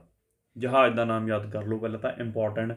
ਉਹਦਾ ਨਾਮ ਹੈਗਾ MV ਵੈਸਿਲੀ ਗੋਲੋਬਨਿਨ। ਆਹ ਜਹਾਜ਼ ਸੀ ਜਿਹੜਾ ਜਾ ਰਿਹਾ। ਉਹ ਐਕਸਪੀਡੀਸ਼ਨ ਹੈ ਜਿਹੜੀ ਪਹੁੰਚੀ ਹੈ। ਆਹ ਸ਼ਿਪ ਸੀਗਾ ਮੇਰੇ ਕੋਲੇ। ਹੁਣ ਇੱਥੋਂ ਕਈ ਸਵਾਲ ਬਣਦੇ ਨੇ। ਇੰਡੀਆ ਦੇ 2 ਰਿਸਰਚ ਸਟੇਸ਼ਨ ਬਣਾਏ ਹੋਏ ਨੇ ਅੰਟਾਰਕਟਿਕਾ ਦੇ ਵਿੱਚ ਰਿਸਰਚ ਕਰਨ ਵਾਸਤੇ। ਉਹਨਾਂ ਦੇ ਨਾਮ ਰਟੇ ਹੋਣ ਪੇਪਰਾਂ 'ਚ ਪੱਕੀ ਆਉਂਦੇ ਨੇ। ਪਹਿਲੇ ਦਾ ਨਾਮ ਹੈਗਾ ਮੈਤਰੀ, ਦੂਜੇ ਦਾ ਨਾਮ ਜਿਹੜਾ ਹੈਗਾ ਸਾਡੇ ਕੋਲੇ ਉਹ ਹੈਗਾ ਭਾਰਤੀ। ਜਿਵੇਂ ਇੱਥੇ ਤੁਸੀਂ ਦੇਖ ਹੀ ਸਕਦੇ ਹੋ, ਇਹ ਭਾਰਤੀ 'ਤੇ ਪਹੁੰਚਿਆ, ਜਿਹੜਾ ਇਹ ਵਾਲਾ ਇਹ ਭਾਰਤੀ 'ਤੇ ਗਿਆ। ਤਾਂ ਦੋਨੋਂ ਤੁਹਾਨੂੰ ਪਤਾ ਹੋਣ ਲੱਗਦੇ ਹੱਥ। ਹੁਣ ਜੇ ਇਹ ਗੱਲ ਆਪਾਂ ਕੀਤੀ ਹੋਈ ਹੈ ਤਾਂ ਤੁਹਾਨੂੰ ਆਰਟਿਕ ਦੇ ਵੀ ਪਤਾ ਹੋਣ। ਇਹ ਤਾਂ ਅੰਟਾਰਕਟਿਕਾ ਦੇ ਆ, ਆਰਟਿਕ ਉੱਪਰ ਆ ਗਿਆ। ਆਰਟਿਕ 'ਚ ਵੀ ਸਾਡੀਆਂ 2 ਲੈਬਸ ਨੇ। ਪਹਿਲੀ ਦਾ ਨਾਮ ਹੈਗਾ ਹਿਮਾਦਰੀ, ਦੂਜੀ ਦਾ ਨਾਮ ਸਾਡੇ ਕੋਲੇ ਕੀ ਹੈ, ਇੰਡਆਰਕ। ਮੋਸਟ ਇੰਪੋਰਟੈਂਟ ਕੁਐਸਚਨ ਨੇ ਇਹ, ਪੇਪਰਾਂ ਦੇ ਵਿੱਚ ਪੁੱਛੇ ਜਾਣੇ। ਮੈਤਰੀ ਤੇ ਭਾਰਤੀ ਅੰਟਾਰਕਟਿਕਾ 'ਚ, ਤੇ ਆਰਟਿਕ ਓਸ਼ਨ ਦੇ ਵਿੱਚ ਉੱਪਰ ਕਿਹੜੇ ਆ, ਹਿਮਾਦਰੀ ਤੇ ਇੰਡਆਰਕ, ਜਿਹੜੇ ਇੰਡੀਆ ਨੇ ਰਿਸਰਚ ਸੈਂਟਰ ਬਣਾਏ ਹੋਏ ਨੇ। ਹੁਣ ਠੀਕ ਹੈ, ਇਹ ਸਾਰੇ ਚੀਜ਼ਾਂ ਦੇ ਨਾਲ ਡੀਲ ਕੌਣ ਕਰਦਾ? ਇੰਡੀਆ ਦੇ ਵਿੱਚ ਬੈਠ ਕੇ ਹੁਣ ਇਹ ਭੇਜਣਾ ਹੈ, ਉੱਥੇ ਰਿਸਰਚ ਹੋ ਰਹੀ, ਉੱਥੇ ਨਿਗਾਹ ਕੀ ਚੱਲ ਰਿਹਾ ਕੀ ਨਹੀਂ ਚੱਲ ਰਿਹਾ, ਇਹਦੇ ਨਾਲ ਡੀਲ ਕੌਣ ਕਰਦਾ ਹੈ? ਇਹਦੇ ਨਾਲ ਡੀਲ ਕਰਦਾ national centre for polar and ocean research. National centre for polar ਔਰ ਓਸ਼ੀਅਨ ਰਿਸਰਚ, NCPOR, ਜਿਹੜਾ ਕਿ ਇਹ ਪੂਰੇ ਦਾ ਪੂਰਾ ਅੰਟਾਰਕਟਿਕ ਪ੍ਰੋਗਰਾਮ ਨੂੰ ਸਾਰੇ ਨੂੰ ਇਹੀ ਦੇਖਦਾ, ਪੂਰੇ ਦੇ ਪੂਰੇ ਨੂੰ। ਠੀਕ ਹੈ, ਤਾਂ ਇਹ ਚੀਜ਼ਾਂ ਤੁਹਾਨੂੰ ਪਤਾ ਹੋਣੀਆਂ ਚਾਹੀਦੀਆਂ ਨੇ। ਇੰਪੋਰਟੈਂਟ ਸੀ, ਤੋਂ ਕਈ ਸਵਾਲ ਨਿਕਲ ਸਕਦੇ ਆ ਵੀ ਬੜਾ ਇੰਪੋਰਟੈਂਟ ਕਰੰਟ ਅਫੇਅਰ ਆ, ਬੜਾ ਚੱਲਿਆ ਨਿਊਜ਼ 'ਚ। ਰੀਸੈਂਟਲੀ ਕਿਹੜੀ ਕੰਟਰੀ ਹੈ ਜਿਹਨੇ ਪਾਸ ਕੀਤਾ ਮਲਾਲਾ ਯੂਸੁਫਜ਼ਾਈ ਸਕਾਲਰਸ਼ਿਪ ਐਕਟ? ਸਭ ਤੋਂ ਪਹਿਲਾਂ ਇਹਦੇ ਬਾਰੇ ਪਤਾ ਹੋਵੇ। ਪਾਕਿਸਤਾਨ ਦੀ ਸੀਗੀ ਕੁੜੀ, ਠੀਕ ਹੈ, ਮਲਾਲਾ ਯੂਸੁਫਜ਼ਾਈ। ਗੋਲੀ ਖਾਧੀ ਅਗਲੀ ਨੇ ਪੜ੍ਹਾਈ ਪਿੱਛੇ, ਠੀਕ ਹੈ, ਤਾਂ ਕੁਛ ਨਹੀਂ, ਤਾਂ ਇੰਪੋਰਟੈਂਟ ਹੈ। ਤਾਂ ਇਹਦੇ ਬਾਰੇ ਜੇ ਹੁਣ ਆਪਾਂ ਗੱਲ ਕਰੀਏ ਤਾਂ ਸਭ ਤੋਂ ਛੋਟੀ ਉਮਰ ਦੀ ਕੁੜੀ ਹੈ ਇਹ, ਜਿਹਨੇ ਨੋਬਲ ਪ੍ਰਾਈਜ਼ ਜਿੱਤਿਆ ਸੀਗਾ ਪੀਸ ਦੇ ਵਿੱਚ। ਠੀਕ ਹੈ, ਮਲਾਲਾ ਹੀ ਇਹਦਾ ਨਾਮ, ਮਲਾਲਾ ਯੂਸੁਫਜ਼ਾਈ ਆ ਜਿਹੜਾ ਇਹਦਾ ਨਾਮ ਹੈ ਪੂਰਾ, ਮਲਾਲਾ ਦੇ ਨਾਮ ਤੋਂ ਹੀ ਮਸ਼ਹੂਰ ਹੈ।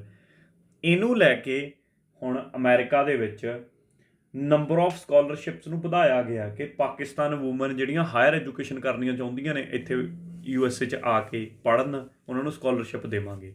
ਤਾਂ ਕਿੱਥੇ ਹੋਇਆ ਇਹ? ਅਮਰੀਕਾ 'ਚ ਹੋਇਆ। ਇੰਪੋਰਟੈਂਟ ਹੈ। ਅੱਗੇ, ਚੌਥੀ global Ayurveda festival GF 2021 held ਹੋਈ ਹੈ 12 ਤੋਂ 19 ਮਾਰਚ ਤੱਕ। ਕਿਹੜੀ ਸਟੇਟ ਦੇ ਵਿੱਚ? ਠੀਕ ਹੈ, ਬੜਾ ਕਾਮਨ ਜਿਹਾ ਸਵਾਲ ਹੈ। ਤਾਂ ਇਹ ਕਿੱਥੇ ਹੋਈ ਹੈ? ਕੇਰਲਾ ਦੇ ਵਿੱਚ ਹੋਈ ਹੈ। ਕੇਰਲਾ ਦੇ ਵਿੱਚ ਗਲੋਬਲ ਆਯੁਰਵੇਦਾ ਫੈਸਟੀਵਲ ਕਿੱਥੇ ਹੋਇਆ? ਕੇਰਲਾ ਦੇ ਵਿੱਚ ਹੋਇਆ। ਬਾਕੀ ਇਹ 'ਚ ਬੜਾ ਕੁਛ ਹੈ ਨਹੀਂ ਕੱਢਣ ਪਾਉਣ ਨੂੰ।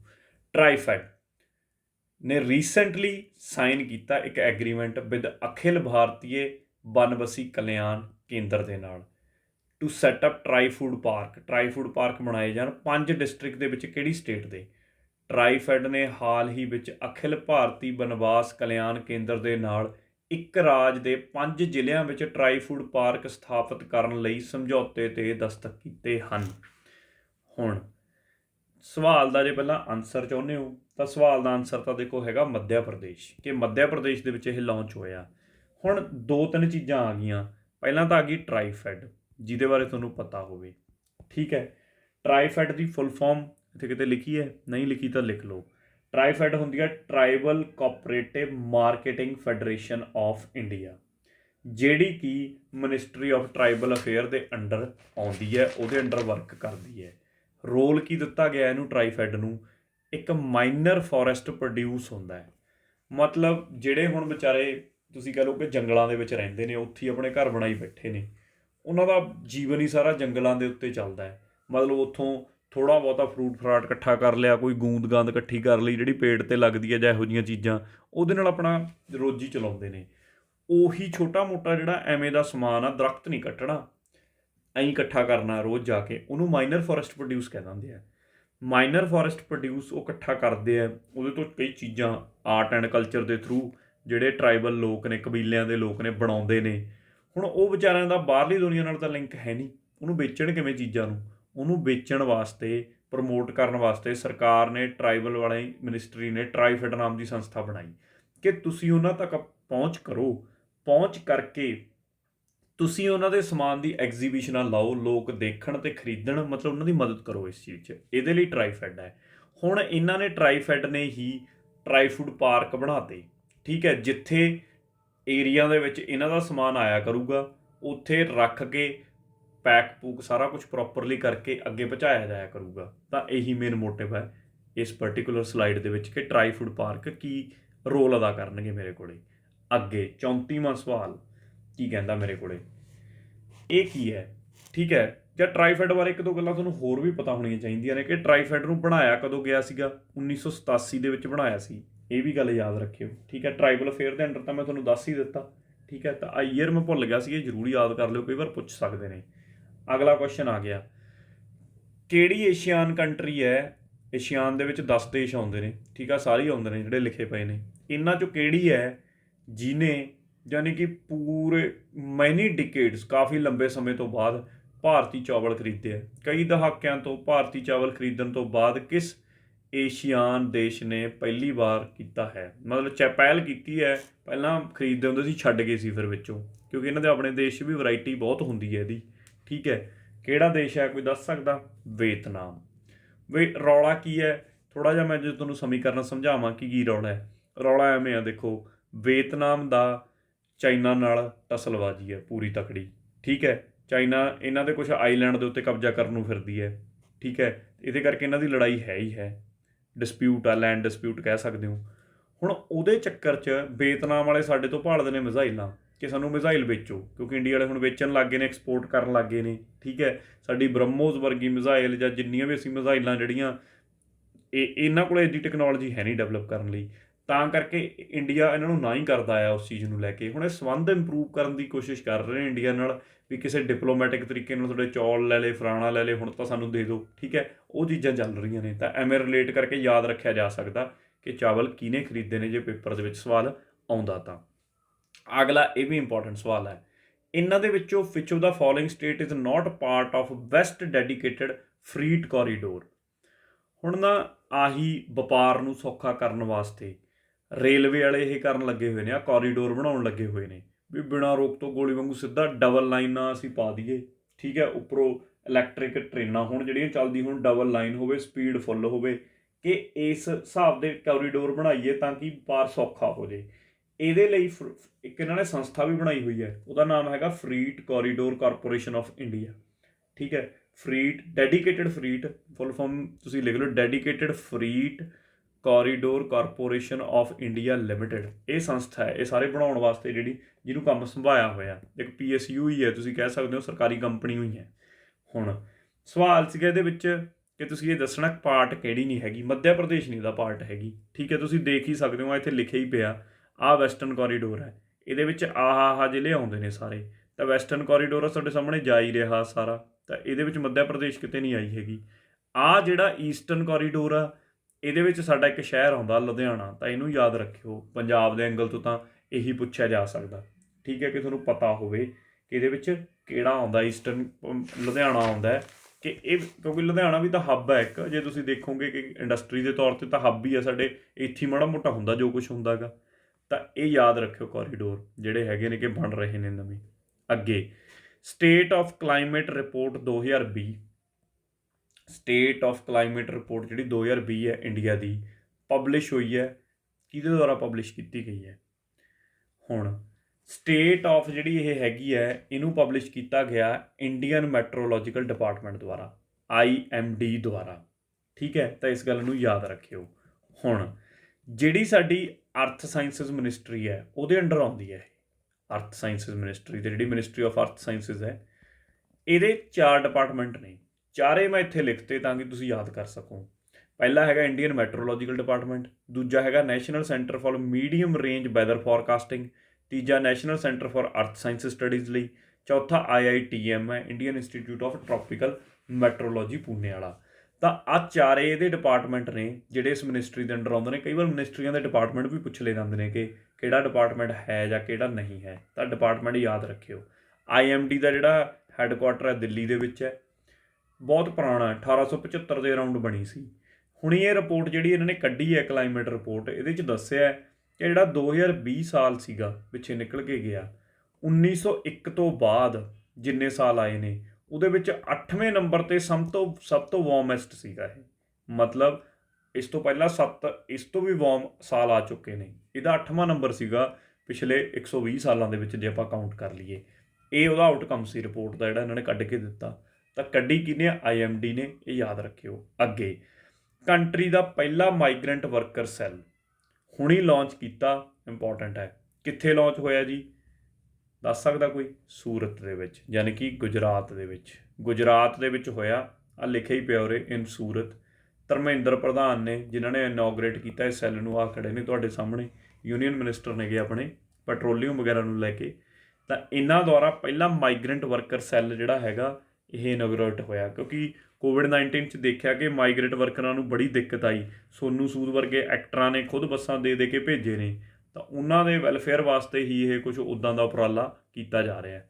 ਅੱਗੇ 38ਵਾਂ question, who among the following has been appointed as president of All India Chess Federation? All India Chess Federation ਦਾ ਪ੍ਰੈਜ਼ੀਡੈਂਟ ਕਿਹਨੂੰ ਲਾਇਆ ਗਿਆ? ਐਕਚੁਅਲ ਸਵਾਲ ਹੈ। ਨਾਮ ਹੈਗਾ ਸੰਜੇ ਕਪੂਰ, ਠੀਕ ਹੈ। ਹੁਣ FIDE ਜ਼ਰੂਰ ਯਾਦ ਰੱਖਿਓ, ਇਹ ਇੰਟਰਨੈਸ਼ਨਲ ਲੈਵਲ ਦੀ ਸੰਸਥਾ ਹੈ, FIDE।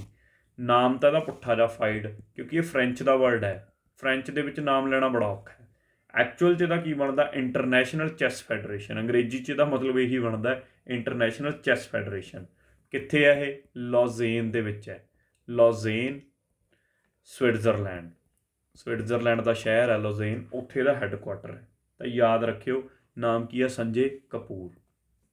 ਅੱਗੇ ਨਾਰਥ ਈਸਟ ਦੇ ਵਿੱਚ ਪਹਿਲਾ ਸਪੈਸ਼ਲਾਈਜ਼ਡ ਜਿੰਜਰ ਪ੍ਰੋਸੈਸਿੰਗ ਪਲਾਂਟ, ਠੀਕ ਹੈ, ਪਹਿਲਾ ਵਿਸ਼ੇਸ਼ ਅਦਰਕ ਪ੍ਰੋਸੈਸਿੰਗ ਪਲਾਂਟ ਲਾਇਆ ਗਿਆ ਹੈ ਕਿਹੜੀ ਸਟੇਟ ਦੇ ਵਿੱਚ? ਦੱਸੋ ਜੀ। ਤਾਂ ਆਨਸਰ ਹੈਗਾ ਮੇਘਾਲਿਆ। ਮੇਘਾਲਿਆ ਦੇ ਵਿੱਚ ਇਹ ਲਾਇਆ ਗਿਆ। ਮੇਘਾਲਿਆ ਦੇ ਵਿੱਚ ਵੀ ਜੇ ਮੇਘਾਲਿਆ ਬਾਰੇ ਥੋੜ੍ਹੀ ਬਹੁਤੀ ਗੱਲ ਕਰ ਲਈਏ ਤਾਂ ਕੋਈ ਦੱਸੂਗਾ ਇਹਦੀ ਕੈਪੀਟਲ ਕਿਹੜੀ ਹੈ? ਕੈਪੀਟਲ ਇਹਦੀ ਹੈਗੀ ਹੈ ਜੀ ਸ਼ਿਲੌਂਗ। ਸ਼ਿਲੌਂਗ ਇਹਦੀ ਕੈਪੀਟਲ ਹੋਗੀ। ਅਤੇ ਜੇ ਮੈਂ ਤੁਹਾਨੂੰ ਪੁੱਛਾਂ ਕਿ ਮੈਨੂੰ ਦੱਸੋ ਇਹਨਾਂ ਦੇ ਉਹਦਾ ਨਾਮ ਕੀ ਹੈ, ਕੀ ਕਹਿੰਦੇ ਹੁੰਦੇ ਨੇ CM ਦਾ? CM ਦਾ ਨਾਮ ਹੈਗਾ ਕੌਰਨਾਡ, CONRA, ਕੌਨਰਾਡ। ਅਤੇ ਅੱਗੇ ਆਉਂਦਾ ਸੰਗਮਾ, ਸੰਗਮਾ ਯਾਦ ਰੱਖ ਲਿਓ। ਹੁਣ ਸਭ ਤੋਂ ਇੰਪੋਰਟੈਂਟ ਤਾਂ ਇਹਦੇ ਕੌਣ ਨੇ? ਗਵਰਨਰ ਨੇ, ਕਿਉਂਕਿ ਨਿਊਜ਼ ਦੇ ਵਿੱਚ ਹੀ ਸੀ ਹੁਣੀ, ਪੇਪਰ ਪੁੱਛ ਸਕਦਾ, ਬੜਾ ਇੰਪੋਰਟੈਂਟ ਸਵਾਲ ਆ ਇੱਥੋਂ ਨਿਕਲਦਾ। ਕੌਣ? ਸਤਿਆਪਾਲ ਮਲਿਕ।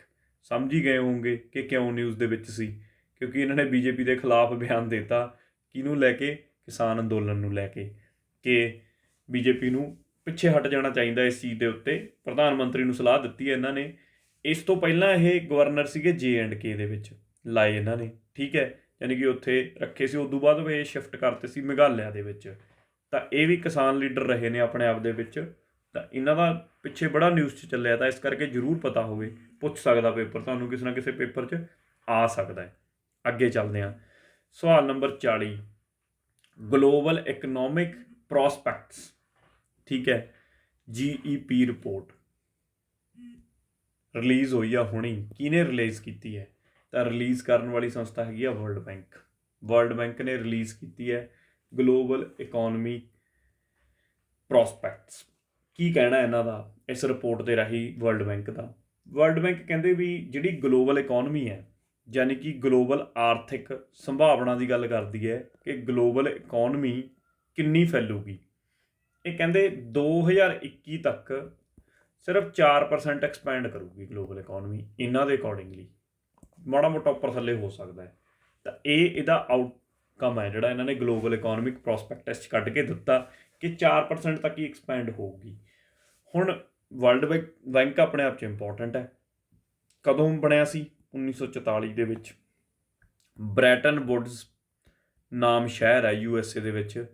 ਉੱਥੇ ਬੈਠ ਕੇ ਸਮਝੌਤਾ ਹੋਇਆ ਸੀ ਦੋ ਬੈਂਕਾਂ ਦੇ। ਦੂਜੀ ਕਿਹੜੀ ਸੀ? IMF। ਇੱਕ ਸੀ ਵਰਲਡ ਬੈਂਕ।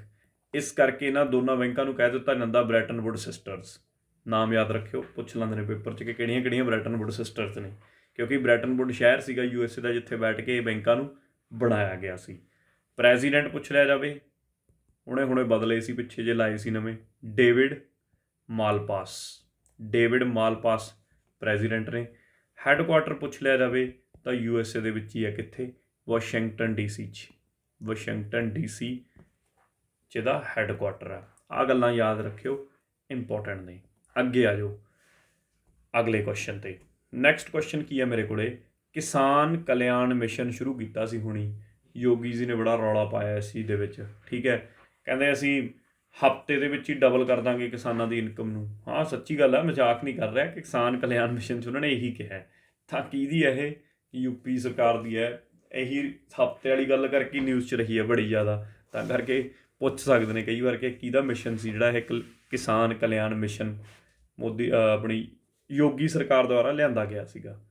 ਤਾਂ ਕੁਛ ਕੁ ਹੁਣ ਮਿਸਲੇਨੀਅਸ, ਇਹ ਤਾਂ ਹੋ ਗਏ ਆਪਣੇ MCQ 40-42 ਜਿੰਨੇ ਵੀ ਬਣੇ। ਹੁਣ ਕੁਛ ਕੁ ਮਿਸਲੇਨੀਅਸ ਚੀਜ਼ਾਂ, ਜਿਵੇਂ ਇੱਕ ਟਰਮ ਨਿਊਜ਼ ਦੇ ਵਿੱਚ ਸੀਗੀ IUC। IUC ਦਾ ਕੀ ਮਤਲਬ ਹੁੰਦਾ? ਇਹਦਾ ਮਤਲਬ ਹੁੰਦਾ ਇੰਟਰ ਕਨੈਕਟ ਯੂਜੇਜ ਚਾਰਜਸ। ਹੁਣ ਇਹ ਕੀ ਚੀਜ਼ ਹੈ? ਇੰਟਰਕਨੈਕਟ ਯੂਜੇਜ ਚਾਰਜਸ ਕੀ ਹੁੰਦੇ ਨੇ? ਇਸ ਚੀਜ਼ ਨੂੰ ਸਮਝਦੇ ਹਾਂ।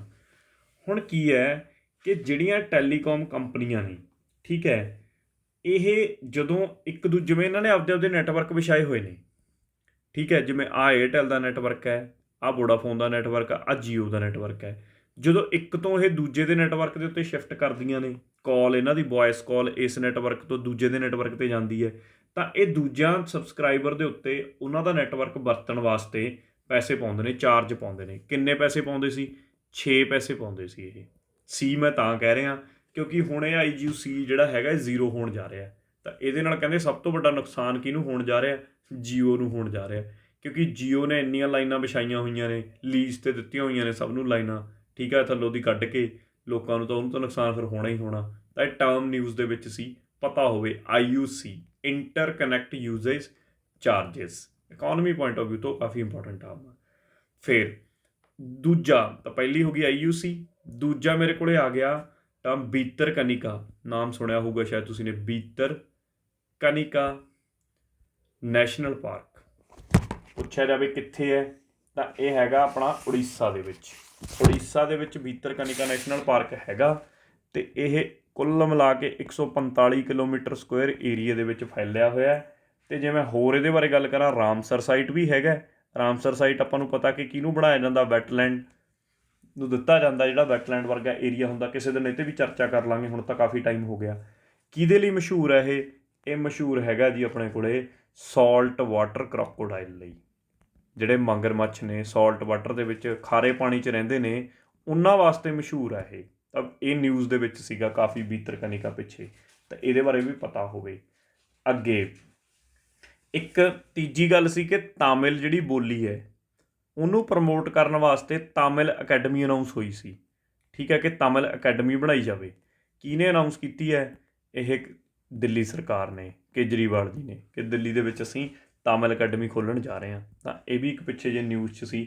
ਜਿਹੜੇ ਛੋਟੇ ਛੋਟੇ ਕਰੰਟ ਅਫੇਅਰ ਨੇ 4-5 ਨੇਗੇ, ਇਹ ਮੈਂ ਮਿਸਲੇਨੀਅਸ 'ਚ ਪਾ ਕੇ ਤੁਹਾਨੂੰ ਅਸੀਂ ਦੱਸਤੇ ਕਿ ਕੁਐਸਚਨ ਦਾ, ਅਤੇ ਹੁਣ ਮੈਂ ਕੀ ਬਣਾਉਂਦਾ, ਠੀਕ ਹੈ। ਫਿਰ ਗਲਫ ਕਾਰਪੋਰੇਸ਼ਨ ਵੀ ਨਿਊਜ਼ ਦੇ ਵਿੱਚ ਰਹੀ ਹੈ ਹੁਣੀ ਪਿੱਛੇ ਕਾਫੀ। ਗਲਫ ਕਾਰਪੋਰੇਸ਼ਨ ਕਾਉਂਸਲ ਜਾਂ ਤੁਸੀਂ ਕਹਿ ਲਓ, ਇਹਨੂੰ GCC ਬੋਲ ਦਿੰਦੇ ਨੇ ਬੇਸਿਕਲੀ। ਇਹਦਾ ਹੈੱਡਕੁਆਟਰ ਕਿੱਥੇ ਹੈ? ਰਿਆਦ ਦੇ ਵਿੱਚ ਹੈ। ਅਤੇ ਜੇ ਮੈਂ ਤੁਹਾਨੂੰ ਪੁੱਛ ਲਵਾਂ ਕਿ ਗਲਫ ਕਾਰਪੋਰੇਸ਼ਨ ਦੇ ਵਿੱਚ ਕਿਹੜੇ ਕਿਹੜੇ ਦੇਸ਼ ਆਉਂਦੇ ਨੇ, ਤਾਂ ਦੇਸ਼ਾਂ ਦੇ ਨਾਮ ਨੋਟ ਕਰੋ। ਬਹਿਰੇਨ ਆਉਂਦਾ, ਕੁਵੈਤ ਆਉਂਦਾ, ਓਮਾਨ, ਕਤਰ, ਸਾਊਦੀ ਅਰੇਬੀਆ, ਇਹ ਵੀ ਆਉਂਦਾ। ਅਤੇ ਇੱਕ ਆਉਂਦਾ UAE। ਕਾਫੀ ਇੰਪੋਰਟੈਂਟ ਹੈ, ਪੇਪਰ ਦੇ ਵਿੱਚ ਕਾਫੀ ਨਿਊਜ਼ 'ਚ ਰਹੀ ਹੈ ਇਹ ਸੰਸਥਾ, ਕਿਉਂਕਿ ਜਦੋਂ ਵੀ ਤੇਲ ਦੇ ਪ੍ਰਾਈਸ ਡਿੱਗਦੇ ਉੱਠਦੇ ਨੇ ਉਹਦੀ ਇਹ ਨਿਊਜ਼ 'ਚ ਆ ਜਾਂਦੀ ਹੈ। ਠੀਕ ਹੈ, ਤਾਂ ਇਹਦਾ ਨਾਮ ਯਾਦ ਰੱਖਿਓ, ਇੰਪੋਰਟੈਂਟ ਹੈ। ਹੁਣ ਇੱਕ ਜਿਹੜੀ ਸਾਡੀ ਪੰਜਾਬ ਦੇ ਪੁਆਇੰਟ ਆਫ ਵਿਊ ਤੋਂ ਪੌਂਗ ਡੈਮ ਸੁਣਿਆ ਹੋਊਗਾ ਤੁਸੀਂ ਨੇ, ਪੌਂਗ ਡੈਮ ਲੇਕ। ਇੱਥੇ ਨਾ ਕਾਫੀ ਬਰਡ ਮਰੇ ਹੋਏ, ਮਾਈਗ੍ਰੇਟਰੀ ਬਰਡ ਸੀ ਜਿਹੜੇ ਦੂਜੇ ਉੱਥੋਂ ਉੱਡ ਕੇ ਆਏ ਸੀ, ਉਹ ਮਰੇ ਹੋਏ ਲੱਭੇ ਨੇ, ਤਾਂ ਕਰਕੇ ਇਹ ਵੀ ਨਿਊਜ਼ ਦੇ ਵਿੱਚ ਸੀ। ਇਹਨੂੰ ਆਪਾਂ ਦੂਜੇ ਨਾਮ ਨਾਲ ਕੀ ਜਾਣਦੇ ਹਾਂ? ਮਹਾਰਾਣਾ ਪ੍ਰਤਾਪ। ਮਹਾਰਾਣਾ ਪ੍ਰਤਾਪ ਸਾਗਰ ਲੇਕ ਜਾਂ ਪੌਂਗ ਡੈਮ ਲੇਕ ਕਹਿ ਦਿੰਦੇ ਹਾਂ। ਕਿਹੜੀ ਰਿਵਰ 'ਤੇ ਇਹ ਜੀ, ਕੋਈ ਦੱਸ ਸਕਦਾ? ਬਿਆਸ। ਅਤੇ ਇਹਨੂੰ ਯਾਦ ਰੱਖਿਓ। ਵੈਸੇ ਐਕਚੁਅਲ ਇਹ ਪੈਂਦੀ ਕਿੱਥੇ ਆ? ਵੈਸੇ ਤਾਂ ਹਿਮਾਚਲ 'ਚ ਪੈਂਦੀ ਆ, ਪੰਜਾਬ 'ਚ ਨਹੀਂ ਪੈਂਦੀ, ਬਾਰਡਰ ਜਿਹੀ ਦੀ ਕਹਿ ਲਓ ਤੁਸੀਂ ਕੁੱਲ ਮਿਲਾ ਕੇ। ਤਾਂ ਇਹ ਇੰਪੋਰਟੈਂਟ ਹੈ, ਇਹਨੂੰ ਵੀ ਯਾਦ ਰੱਖਿਓ। ਤਾਂ ਇਹ ਕੁਛ ਕਰੰਟ ਅਫੇਅਰ ਸੀਗੇ ਇੰਪੋਰਟੈਂਟ ਜਿਹੜੇ ਮਿਸਲੇਨੀਅਸ ਸੀ। ਤਾਂ ਇਹ ਅਸੀਂ ਕੋਸ਼ਿਸ਼ ਕਰੀਏ ਕਿ ਨਵਾਂ ਤੁਹਾਡੇ ਲਈ ਉਪਰਾਲਾ ਲੈ ਕੇ ਆਏ ਹਾਂ ਕਿ ਇਸੇ ਵੇ ਦੇ ਵਿੱਚ, ਜਿਵੇਂ ਹੁਣ ਇੱਕ ਹਫ਼ਤੇ ਦੇ ਕਰੰਟ ਅਫੇਅਰ ਆਪਣੇ ਕਵਰ ਹੋ ਗਏ, ਘੰਟਾ ਪਲੱਸ ਵੀਡੀਓ ਤਾਂ ਬਣ ਗਈ, ਤਾਂ ਤੁਸੀਂ ਕਹਿ ਲਓ ਕਿ ਐਵੇਂ ਹੀ ਪੂਰੇ ਮੰਥ ਦੇ ਤੁਹਾਨੂੰ 4 ਵੀਡੀਓਜ਼ ਦੇ ਵਿੱਚ ਕੋਸ਼ਿਸ਼ ਹੈ ਕਿ ਕੰਪਾਈਲ ਕਰਕੇ, ਜੇ 50 ਕਰੰਟ ਅਫੇਅਰ ਇਹਦੇ 'ਚ ਹੋ ਗਏ ਤਾਂ 200 ਕਰੰਟ ਅਫੇਅਰ ਬਣ ਜਾਣੇ ਆ ਇੱਕ ਮਹੀਨੇ ਦੇ।